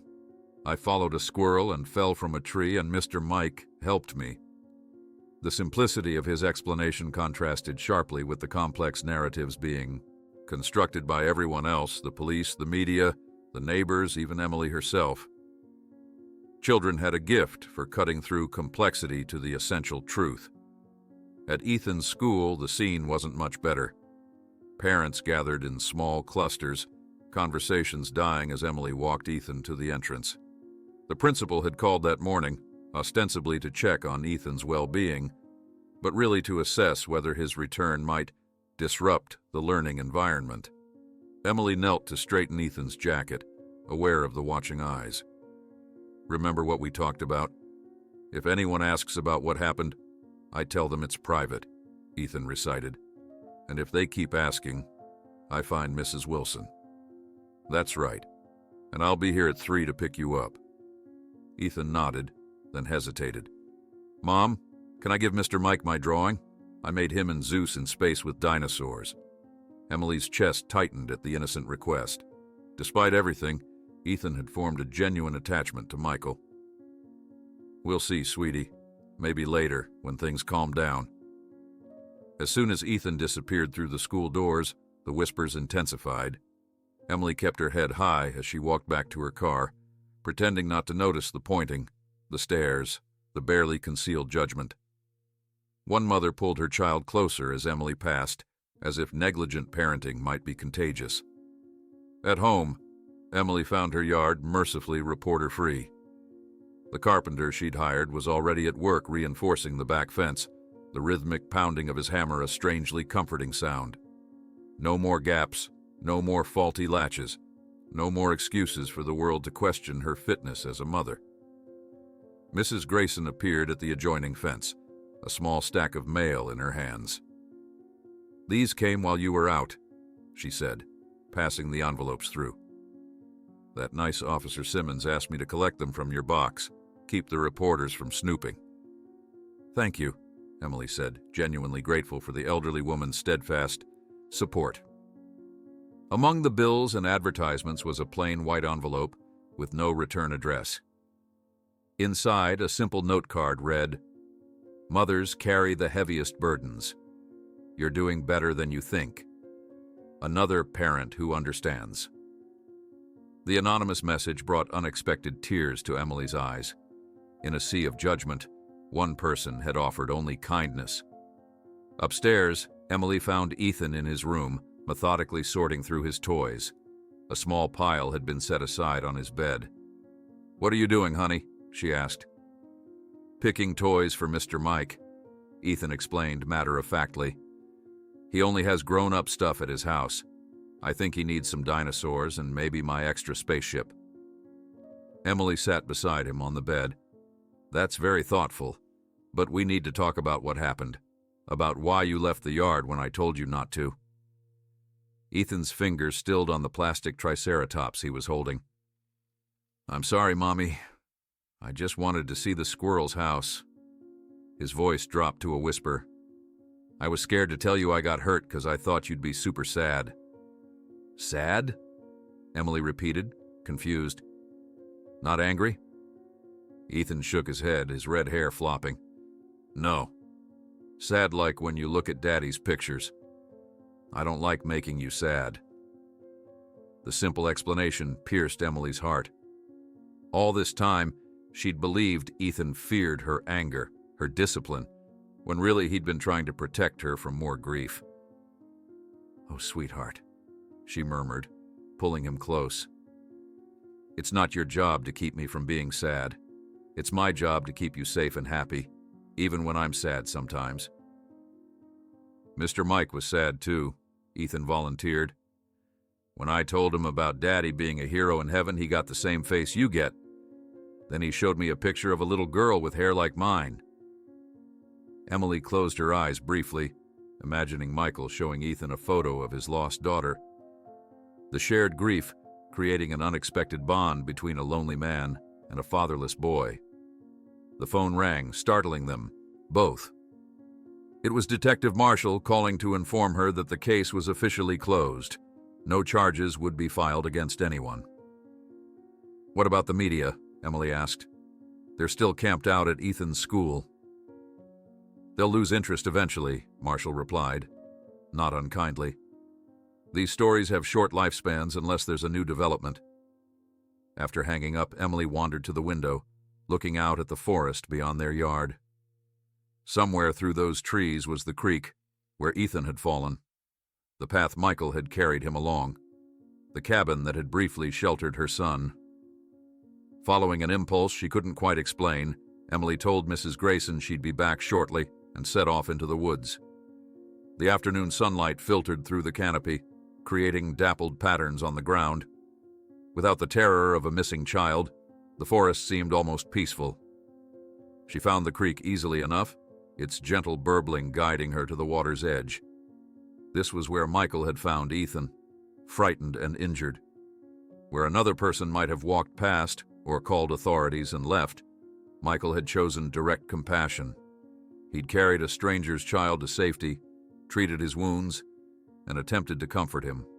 Whatever his mistakes afterward, that initial act of kindness couldn't be denied.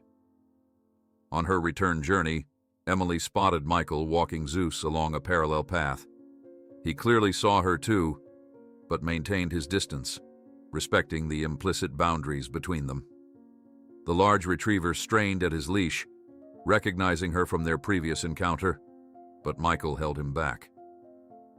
From her kitchen window, Emily later watched Ethan press his face to the glass, waving excitedly when he spotted Michael and Zeus in the distance. The man hesitated, then raised his hand in a brief acknowledgement before continuing his walk. That evening, after tucking Ethan into bed, Emily found herself staring at her phone, the number she'd discovered through an internet search glowing on the screen. The same number that had called her repeatedly that fateful day when she'd been sleeping too deeply to hear. In that moment, she made a decision that surprised even herself. "Hello, Michael," she said when he answered, her voice steadier than she felt. "Ethan would like to know if you and your dog would be free for a picnic in the park this Sunday. And to be honest, I think I would like that too." The dirt road leading to Michael Pearson's cabin was smoother than Emily expected, winding through towering pines that filtered the late afternoon sunlight into warm, golden patches. She gripped the steering wheel tighter as his cabin came into view, a modest structure nestled against the forest backdrop, looking far less ominous in daylight than it had that desperate night. "Are you sure about this?" she asked herself aloud, putting the car in park, but leaving the engine running. The folded newspaper clipping sat heavy in her pocket, the evidence of Michael's past that had drawn her here, seeking answers that went beyond the official police report. For several minutes, Emily remained in her car, rehearsing what she might say. The picnic in the park 3 days ago had been surprisingly pleasant but carefully superficial. Ethan had spent most of the time throwing a ball for Zeus, while she and Michael engaged in the safest of small talk: the weather, Ethan's school, the town's history. Neither had dared breach the boundary into more personal territory. A sudden movement caught her eye as the cabin door opened, and Michael emerged onto the porch, clearly having spotted her car. He stood waiting, making no move to approach, giving her the space to either advance or retreat. Emily turned off the engine. The time for hesitation was over. "I wasn't sure you'd come," Michael said when she reached the porch, his voice carefully neutral. "I wasn't sure either," Emily admitted, "but we need to talk. Really talk. Without an audience." Michael nodded, stepping aside to let her enter. Zeus bounded forward from inside, his tail wagging furiously in recognition. The large retriever nudged his head under Emily's hand, demanding attention. "He remembers you," Michael observed. "Good judge of character, this one." The cabin's interior looked vastly different from Emily's brief glimpse during the search. Bookshelves lined the walls, filled with scientific texts and nature guides. A large desk by the window held what appeared to be student papers. Everything was meticulously organized, except for a basket of dog toys spilling onto the floor, the only chaos permitted in this orderly space. "Coffee?" Michael offered, gesturing toward a small kitchen area. "Please." Emily moved to the living area while Michael prepared the drinks, taking in details she'd missed before. The worn armchair positioned to catch the best reading light, the telescope by the west-facing window, the fireplace with a single framed photograph on the mantel that she deliberately avoided looking at directly. Michael returned with 2 steaming mugs in mismatched cups, one chipped at the rim, the other bearing a faded university logo. "I don't get many visitors," he said, noticing her survey of his home. "I'm not surprised." Emily accepted the coffee, then pulled the newspaper clipping from her pocket. "I found this." Michael's expression hardened as he recognized the headline: "Local teacher's daughter. Dies in home accident while father napped.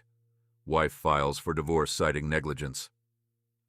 "So that's why you're here," he said quietly, sinking into the armchair opposite her. "Research. Understanding," Emily corrected. "You weren't the only one being judged for a moment of human failure." Michael's hands trembled slightly as he set his mug down. "What do you want to know?" "What happened?" Emily said simply. "The real story, not the headline version." For a long moment, Michael stared at the floor, his shoulders tense. When he finally spoke, his voice had a controlled quality, as if he'd told this story many times, but only to himself. Lily was 5. Smart, curious, couldn't leave anything unexplored. A ghost of a smile crossed his face. I'd been up all night grading finals. My wife worked weekends back then, so Saturdays were our daddy-daughter days. Emily waited silently as he gathered his thoughts. We were going to the zoo that afternoon. I just needed 20 minutes to close my eyes first. Lily was watching cartoons, content with her juice and crackers. His voice caught. 20 minutes. That's all it was supposed to be. Emily felt a chill of recognition, the same words she'd said to herself before her own world had unraveled. She decided to climb the bookshelf in her room, the one I kept meaning to anchor to the wall. Michael's eyes fixed on a point beyond Emily. It tipped. By the time I heard the crash and got to her, she never regained consciousness. The stark simplicity of the tragedy hung in the air between them. No malice, no neglect, just fatigue, procrastination, and terrible timing. Catherine, my wife, was at the hospital when they pronounced her dead. She didn't say a word, just looked at me like... He closed his eyes. Like I'd killed our daughter. But it was an accident, Emily said softly. Accidents are still someone's fault. That's what the divorce papers said. Michael's voice had gone flat. Negligence resulting in the death of a minor child. She couldn't stand to look at me. Neither could her family, or our friends, or eventually, my colleagues. Emily reached into her pocket again, this time retrieving her phone. She scrolled to a news article and handed it to him. "What's this?" he asked, taking the phone. "The official report on the Westfield Mall fire, the one that killed my husband." Michael read silently, his expression growing more troubled with each line. Lieutenant Mason violated direct orders by entering the structure after evacuation was commanded. He read aloud, then looked up at Emily. "I didn't know. The heroic firefighter who died saving others, that's what everyone prefers to remember," Emily said. "Not the man who disregarded safety protocols and left his wife a widow and his son fatherless." "You're angry at him," Michael observed, not a question.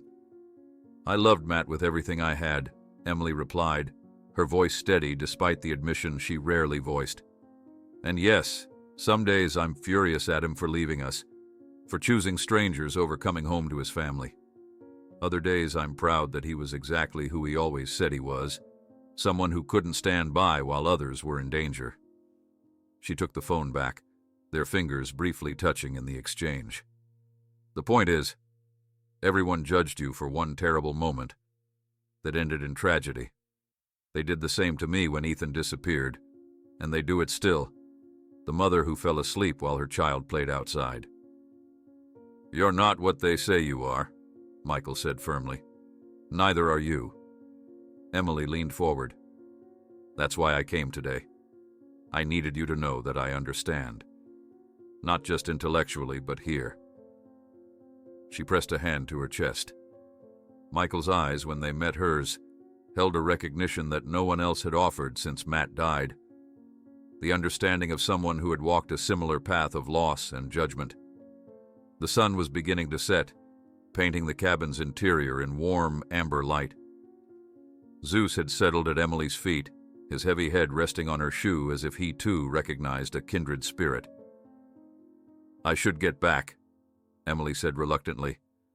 "Mrs. Grayson is watching Ethan, and I promised not to be long." "He's a remarkable boy," Michael said as he walked her to the door. "He talks about you with such admiration. Even when he was scared you'd be upset, it was clear how much he loves you." Emily paused on the porch, the golden hour light catching in her hair. "He asked about you again this morning. Wanted to know if he could show you his science project." "I'd like that," Michael said carefully, "if you're comfortable with it." "I don't know what I am anymore," Emily admitted. "I spent 5 years building walls to protect us after Matt died. Then Ethan slipped through a literal gap in our fence, and suddenly I'm questioning everything I thought I knew about keeping him safe." "Safety isn't just about locked gates," Michael said quietly. "Sometimes it's about having enough people watching out for those we love." As Emily drove home through the deepening twilight, she found herself considering Michael's words. She'd been so determined to handle everything alone, to prove she didn't need help, that she'd isolated herself and Ethan in their grief. Perhaps true safety wasn't found in higher fences, but in stronger connections to others. At home, she found Ethan in his room, intently focused on arranging his collection of small plastic dinosaurs into what appeared to be a complex narrative scene. "What's happening here?" she asked, sitting on the edge of his bed. "The T-Rex family is having dinner with the Triceratops family," Ethan explained seriously.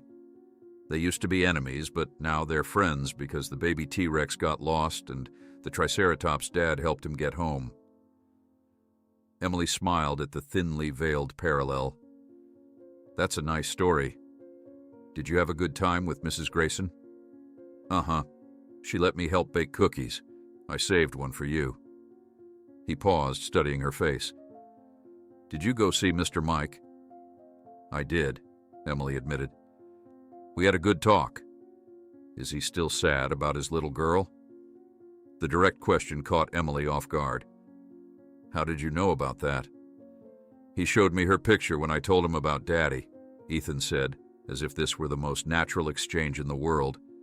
"He said sometimes grown-ups have big feelings they can't talk about, just like kids." Emily swallowed hard. "That's true. Can we visit him again? I want to show him my moon rocks." "Maybe," Emily said, watching her son's face light up with hope. "We'll see." Later, after Ethan was asleep, Emily found herself drawn to the box of Matt's belongings she kept in the attic, things she hadn't been able to look at since the funeral. With trembling hands, she opened it for the first time in 5 years. Matt's dress uniform, his commendations, the wedding photo where they looked impossibly young and certain of their future, his watch, still set to the time he'd last worn it. For years, these items had been too painful to confront. Now, as tears streamed down her face, Emily realized there was something healing in finally allowing herself to touch these fragments of their shared past. Her phone lit up with a text message. "Thank you for coming today. It meant more than I can say. Michael." Emily looked at the open box, at the relics of her life with Matt, then back at the message from a man who understood loss in ways few others could. Perhaps it was time to stop merely surviving and start rebuilding something new. "Achei que me odiaria para sempre por ter assustado você daquele jeito," Michael had said softly as she was leaving his cabin, to which Emily replied after a long moment, "Maybe we all deserve a second chance. I'm thinking of starting with myself." Rain tapped against the window of the Human Resources office as Emily sat stiffly in an uncomfortable chair, watching her supervisor struggle to maintain eye contact. The meeting she'd been dreading since returning to work had finally arrived, disguised as a wellness check-in, but unmistakably something more severe. "We value your contributions, Emily," said Robert, adjusting his tie for the 3rd time in 5 minutes. "But given recent events and the continued attention they've generated, perhaps taking some personal time would be beneficial for everyone." Emily maintained her composure, though her fingers gripped her purse with white-knuckle intensity. "You mean because I'm bad publicity?" "That's not what I—" "It's exactly what you mean," Emily interrupted, surprising herself with her calm tone. 2 weeks ago, my son disappeared and was found. The police cleared everyone involved. There are no charges, no criminal case, nothing left except a community that would rather gossip than move on." Robert shifted uncomfortably. Several clients have expressed concerns about my competence or about the disruption when reporters hang around the parking lot. Emily stood, suddenly weary of pretense. "Just be honest, Robert. This isn't about my well-being." "We're suggesting a paid leave," he offered, as if this made the thinly veiled suspension more palatable. "Just until things settle down." Outside the bank, Emily stood for a moment in the light drizzle, letting the cool drops mingle with the tears she refused to shed at work. 3 years of meticulous service, of never calling in sick, of accepting extra shifts during holidays, all disregarded because she'd become a liability to the bank's carefully cultivated image. Her phone vibrated with a calendar reminder. Ethan's school pickup in 30 minutes. She'd have to hurry now, thanks to Robert's deliberately timed meeting. The elementary school parking lot was half empty when Emily arrived, most parents having already collected their children. She spotted Ethan immediately, sitting on a bench beneath the covered walkway, his red hair unmistakable even from a distance. Ms. Wilson, his teacher, stood nearby, her expression shifting from concern to forced pleasantness when she saw Emily approaching. "Mrs. Mason," she greeted with practiced warmth. I was beginning to worry. The bank meeting ran long, Emily explained, fighting the urge to apologize. She'd done nothing wrong, after all. "Is everything okay?" Ms. Wilson's smile tightened. "Ethan's fine, though there was a small incident at recess. Nothing serious," she added quickly, seeing Emily's expression change. "Just some children asking inappropriate questions about his adventure." Adventure? The sanitized word for a traumatic event that had briefly made them local celebrities of the worst kind. "What kind of questions?" Emily asked, watching Ethan gather his backpack. Whether the forest man had tried to hurt him, if he'd been scared. One child even asked if there had been other kids at the cabin. Ms. Wilson lowered her voice. "Children repeat what they hear at home, unfortunately." Emily's jaw tightened. Of course, parents were still speculating, filling in the gaps of the story with the darkest possibilities, regardless of the police statement clearing Michael. "Mom!" Ethan called, running toward her with an uneven gait, his ankle still occasionally bothering him after long days. "Look what I made!" He thrust a paper toward her, covered in colorful crayon illustrations. Emily examined the drawing. 3 stick figures, one tall woman with brown hair, one small boy with red hair, and one tall bearded man, standing beside what appeared to be a large dog. Above them was written, "My family and friends," in Ethan's careful printing. "That's beautiful, honey," she said, acutely aware of Ms. Wilson watching their interaction with professional scrutiny. "It's for our Important People project," Ethan explained. "Ms. Wilson said we should draw the people who help us and make us feel safe." Emily met the teacher's gaze over Ethan's head, challenging her to comment. Ms. Wilson merely offered a tight smile before turning to greet another late-arriving parent. In the car, Ethan chattered about his day while Emily navigated the familiar streets, her mind still processing her employment situation and the subtle judgment she continued to face. "Can we hang my picture on the fridge?" Ethan asked as they pulled into their driveway. "Of course we can," Emily replied, forcing cheerfulness into her voice. "It's wonderful." Inside, the house felt different.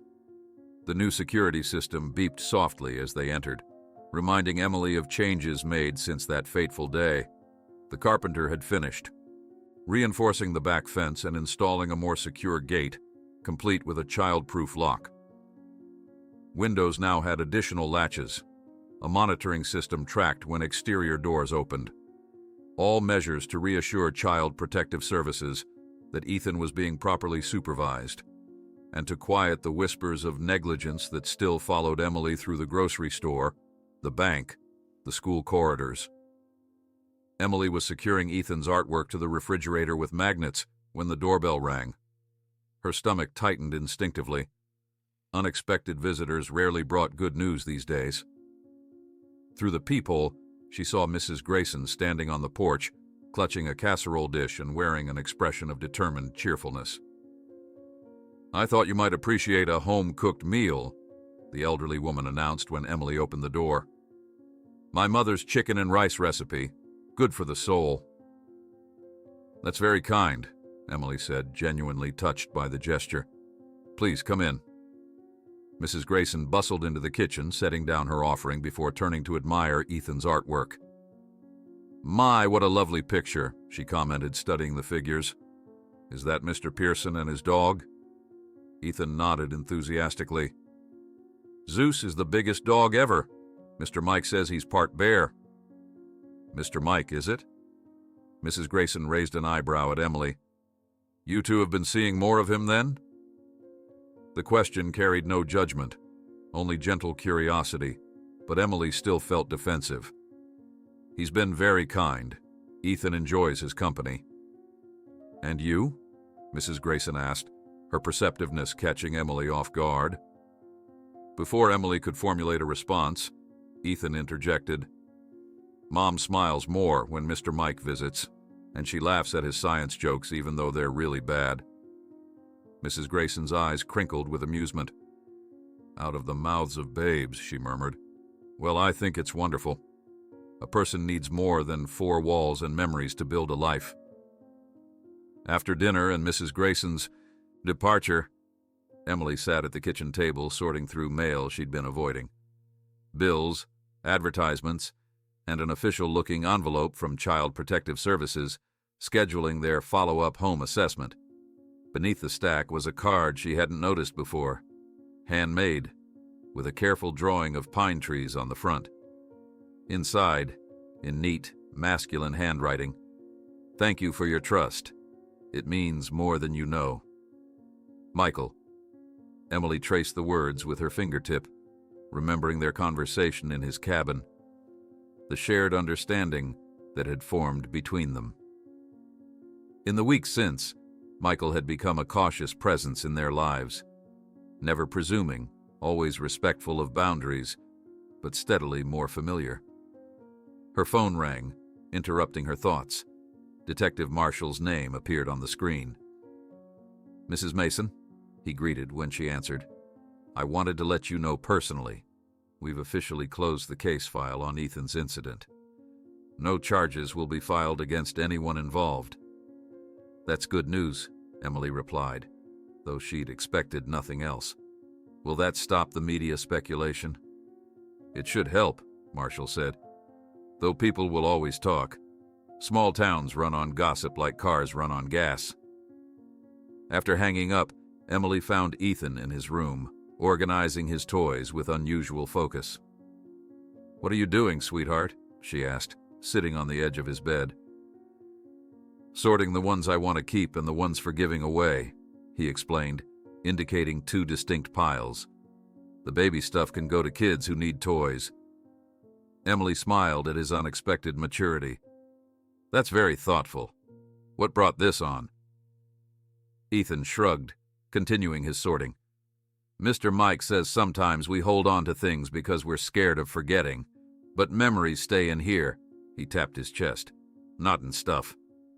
The wisdom in this simple statement, clearly a paraphrase of something Michael had shared, brought a lump to Emily's throat. After Matt's death, she'd preserved their home like a museum, terrified that changing anything would mean losing another piece of him. "Is that why you're keeping Daddy's picture, but giving away the firefighter toy truck?" she asked gently, noticing the sorting pattern. Ethan nodded solemnly. "I'll always remember Daddy. I don't need the truck for that." Later that night, with Ethan asleep, Emily found herself drawn to the back fence where the newly constructed gate stood solid and secure. Beyond it, the forest stretched dark and quiet under the moon. She unlocked the gate and stepped into the yard, breathing in the night air. For 5 years, she'd viewed the world as a series of threats to be defended against. Now, standing in the space between her home and the wider world, Emily realized how much energy she'd expended maintaining those barriers. Not just physical fences, but emotional walls that kept everyone at a distance.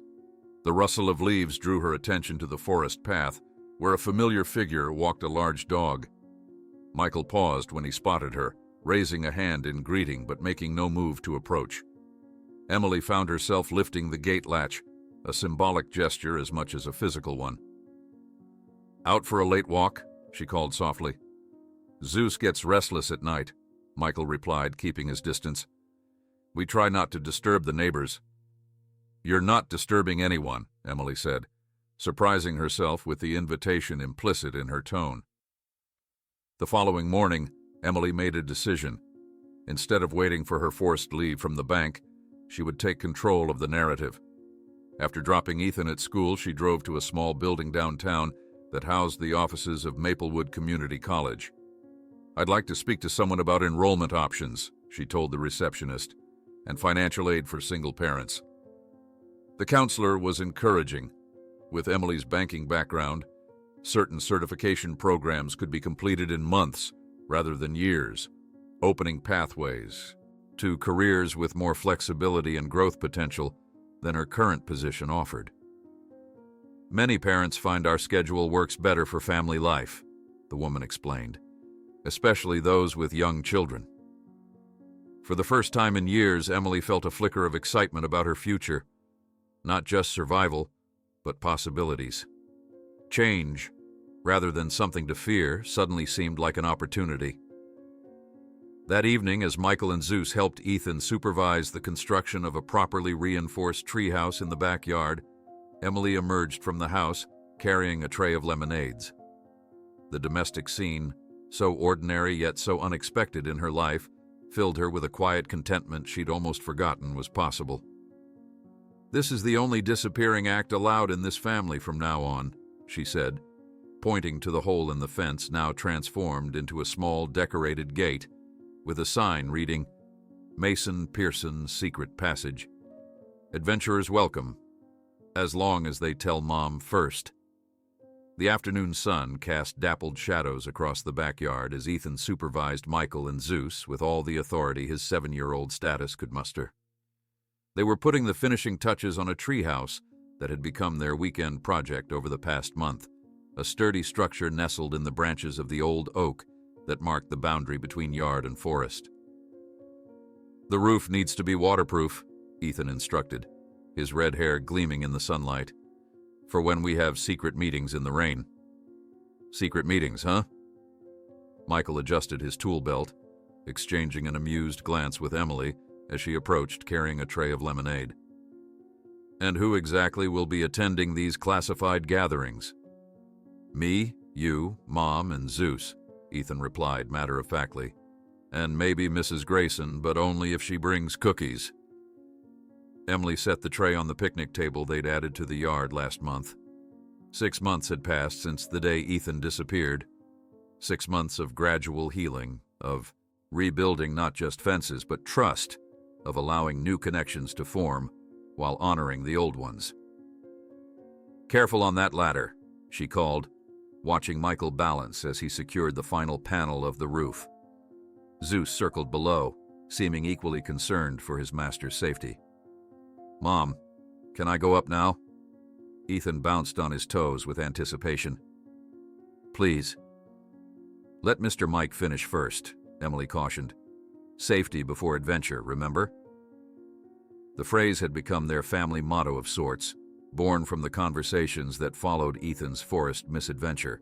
Rather than shielding him from the world's dangers, Emily had chosen to teach him to navigate them thoughtfully, a philosophy that extended to her own life as well. Michael descended the ladder and wiped his brow with his sleeve. "I think we're officially ready for the grand opening," he announced. "Treehouse Mason is complete." "Treehouse Mason Pearson?" Ethan corrected immediately. "Because we built it together." A moment of silence followed as the significance of Ethan's casual amendment registered. Emily felt warmth spread across her cheeks as she met Michael's eyes, finding them similarly affected by the child's innocent declaration of their growing connection.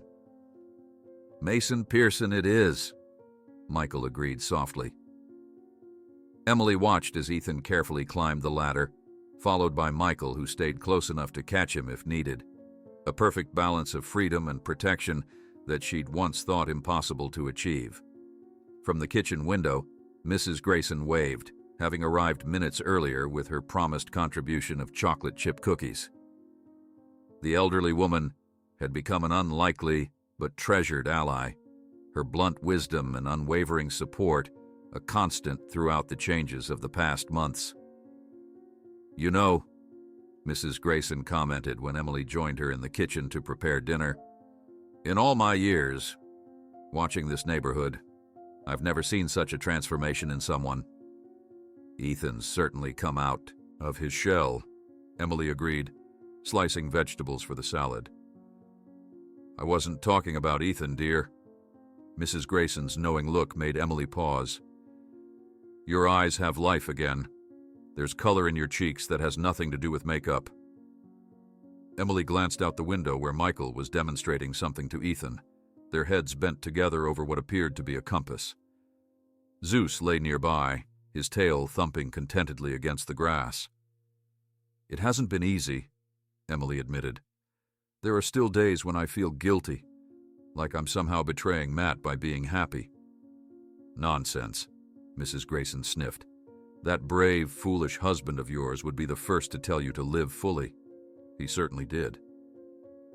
Later that evening, after Mrs. Grayson had departed, and Ethan had finally exhausted his enthusiasm for the treehouse, Emily found Michael on the back porch, gazing at the stars becoming visible in the twilight sky. Penny for your thoughts, she said, settling beside him on the steps. I was just thinking about how different things were 6 months ago, he replied. How alone I felt in that cabin. Emily nodded, understanding completely. I was thinking about therapy today, she said, changing the subject slightly. Dr. Hansen says I'm finally processing Matt's death properly, not just surviving it. That's good, Michael said, his voice gentle. Grief needs air and light to heal, just like any wound. I realized something, Emily continued, drawing her knees up to her chest. For years, I was so afraid of making another mistake, of failing Ethan somehow, that I stopped taking any chances at all. I thought keeping him close meant keeping him safe. It's the most natural instinct in the world, Michael assured her, especially after loss. They sat in companionable silence for a moment, listening to the night sounds of the forest and the faint rustling of Ethan, preparing for bed upstairs. His grades have improved significantly, Emily remarked. Mrs. Wilson says he's participating more in class discussions. He's a brilliant kid, Michael said with genuine pride.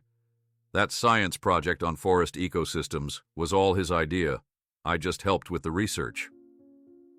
The science project had won first place in the school fair, a victory made sweeter by the gradual shift in the community's perception. Where once there had been whispers and sidelong glances, there were now increasingly normal interactions. Parents asking Michael about tutoring, neighbors including Emily in community planning. The turning point had come at the town council meeting 2 months ago, when Emily had stood before her neighbors and spoken candidly about mental health, grief, and the damage of hasty judgment. Her quiet dignity and willingness to acknowledge her own struggles had shifted something in the community's perspective. I got a letter today, Emily said, reaching into her pocket. The community college approved my application for the accounting certification program, full scholarship based on my work experience and financial need. Emily, that's wonderful. Michael's face lit up with genuine pleasure at her news. When do you start? Next month. It's mostly evening classes and online work. She smiled, remembering how frightened she'd once been of any change to their carefully structured routine. The bank actually offered me my job back last week, with a promotion to supervisor. And you turned them down, Michael guessed, correctly reading her expression. I did. The certification will qualify me for consulting work I can do from home. Set my own hours. Emily shook her head slightly. A year ago, I wouldn't have had the courage to walk away from the security of that job, even though it was slowly crushing my spirit. From upstairs came Ethan's voice. Mom, I need help with my space poster. Duty calls? Emily said, rising from the steps. Michael stood as well, hesitating before speaking. I've been meaning to ask. The cabin lease is up next month. I've been thinking about finding something closer to town, maybe with a proper yard for Zeus. The implication hung in the air between them, how their relationship might evolve, what shape their future might take. Neither had rushed this careful, tender connection that had formed in the aftermath of crisis. They'd given it space to develop naturally, mindful of Ethan's needs and their own unhealed wounds. "That's something we should talk about," Emily agreed, her voice soft with possibility. "When the time is right." Upstairs, Emily found Ethan surrounding himself with books about space, carefully cutting pictures from old magazines Michael had brought him. "Mom, can we go to the planetarium for my birthday?" he asked, as she helped him organize his materials. "Mr. Mike says they have a new exhibit about Mars." "That sounds like a perfect plan," she agreed, noticing the framed photograph on Ethan's nightstand, a new edition that showed Ethan, Emily, and Michael at the lake last weekend. Zeus, photobombing the edge of the frame with his tongue lolling happily. Beside it stood the older photo of Matt in his firefighter uniform, smiling confidently at the camera. Emily touched it gently, a gesture of acknowledgement rather than the sharp pain such moments had once triggered. The following morning brought an official-looking envelope, Emily's final clearance letter from Child Protective Services, formally closing their involvement with the family. The letter praised the significant positive changes and improved support network Emily had established. She was sitting at the kitchen table reading it when Michael arrived with Zeus for their planned hiking trip. The large retriever bounded straight to Ethan, covering the boy's face with enthusiastic licks, while Michael unloaded supplies from his backpack. "I got the all clear from CPS," Emily announced, holding up the letter. "Never in doubt," Michael replied with a smile, though they both knew how much work had gone into satisfying the agency's requirements. "I brought those field guides I mentioned. Ethan wants to identify every species we encounter on the trail." Later, as they walked along the forest path that had once been the site of so much fear and confusion, Emily marveled at how different it felt now. Not a place of danger, but of discovery and connection. Ethan raced ahead with Zeus, stopping frequently to examine interesting rocks or unusual plants, while Emily and Michael followed at a more leisurely pace. "I never thanked you properly," Emily said suddenly. "For what?" "For finding him that day. For caring enough to bring him home." She stopped walking, turning to face him directly. "But also for what came after. For being patient while I figured out how to trust again." Michael's expression softened. "We both had to learn that. After Lily died and Catherine left, I convinced myself it was safer to keep people at a distance." He took Emily's hand, a gesture that had become familiar but never lost its significance. "Ethan crashed through those defenses the day I found him in the woods. And you challenged everything I thought I knew about second chances." They continued walking, following the sound of Ethan's excited voice as he discovered something new around the bend. Their fingers remained intertwined, a simple connection that spoke volumes about how far they'd traveled together. At the edge of the clearing, where they'd planned their picnic, Emily paused to take in the scene. Ethan and Zeus examining a hollow log, the sunlight filtering through the canopy, the forest that had once seemed so threatening now feeling like an extension of home. Years later, anyone passing by the Mason Pearson house would notice something peculiar and touching. A fence that didn't serve to separate, but to connect, with a small handcrafted sign that read, "Some fences aren't meant to keep people away, but to show where home begins," and underneath, in childish handwriting, "And where. Adventures are always allowed, as long as they tell Mom first."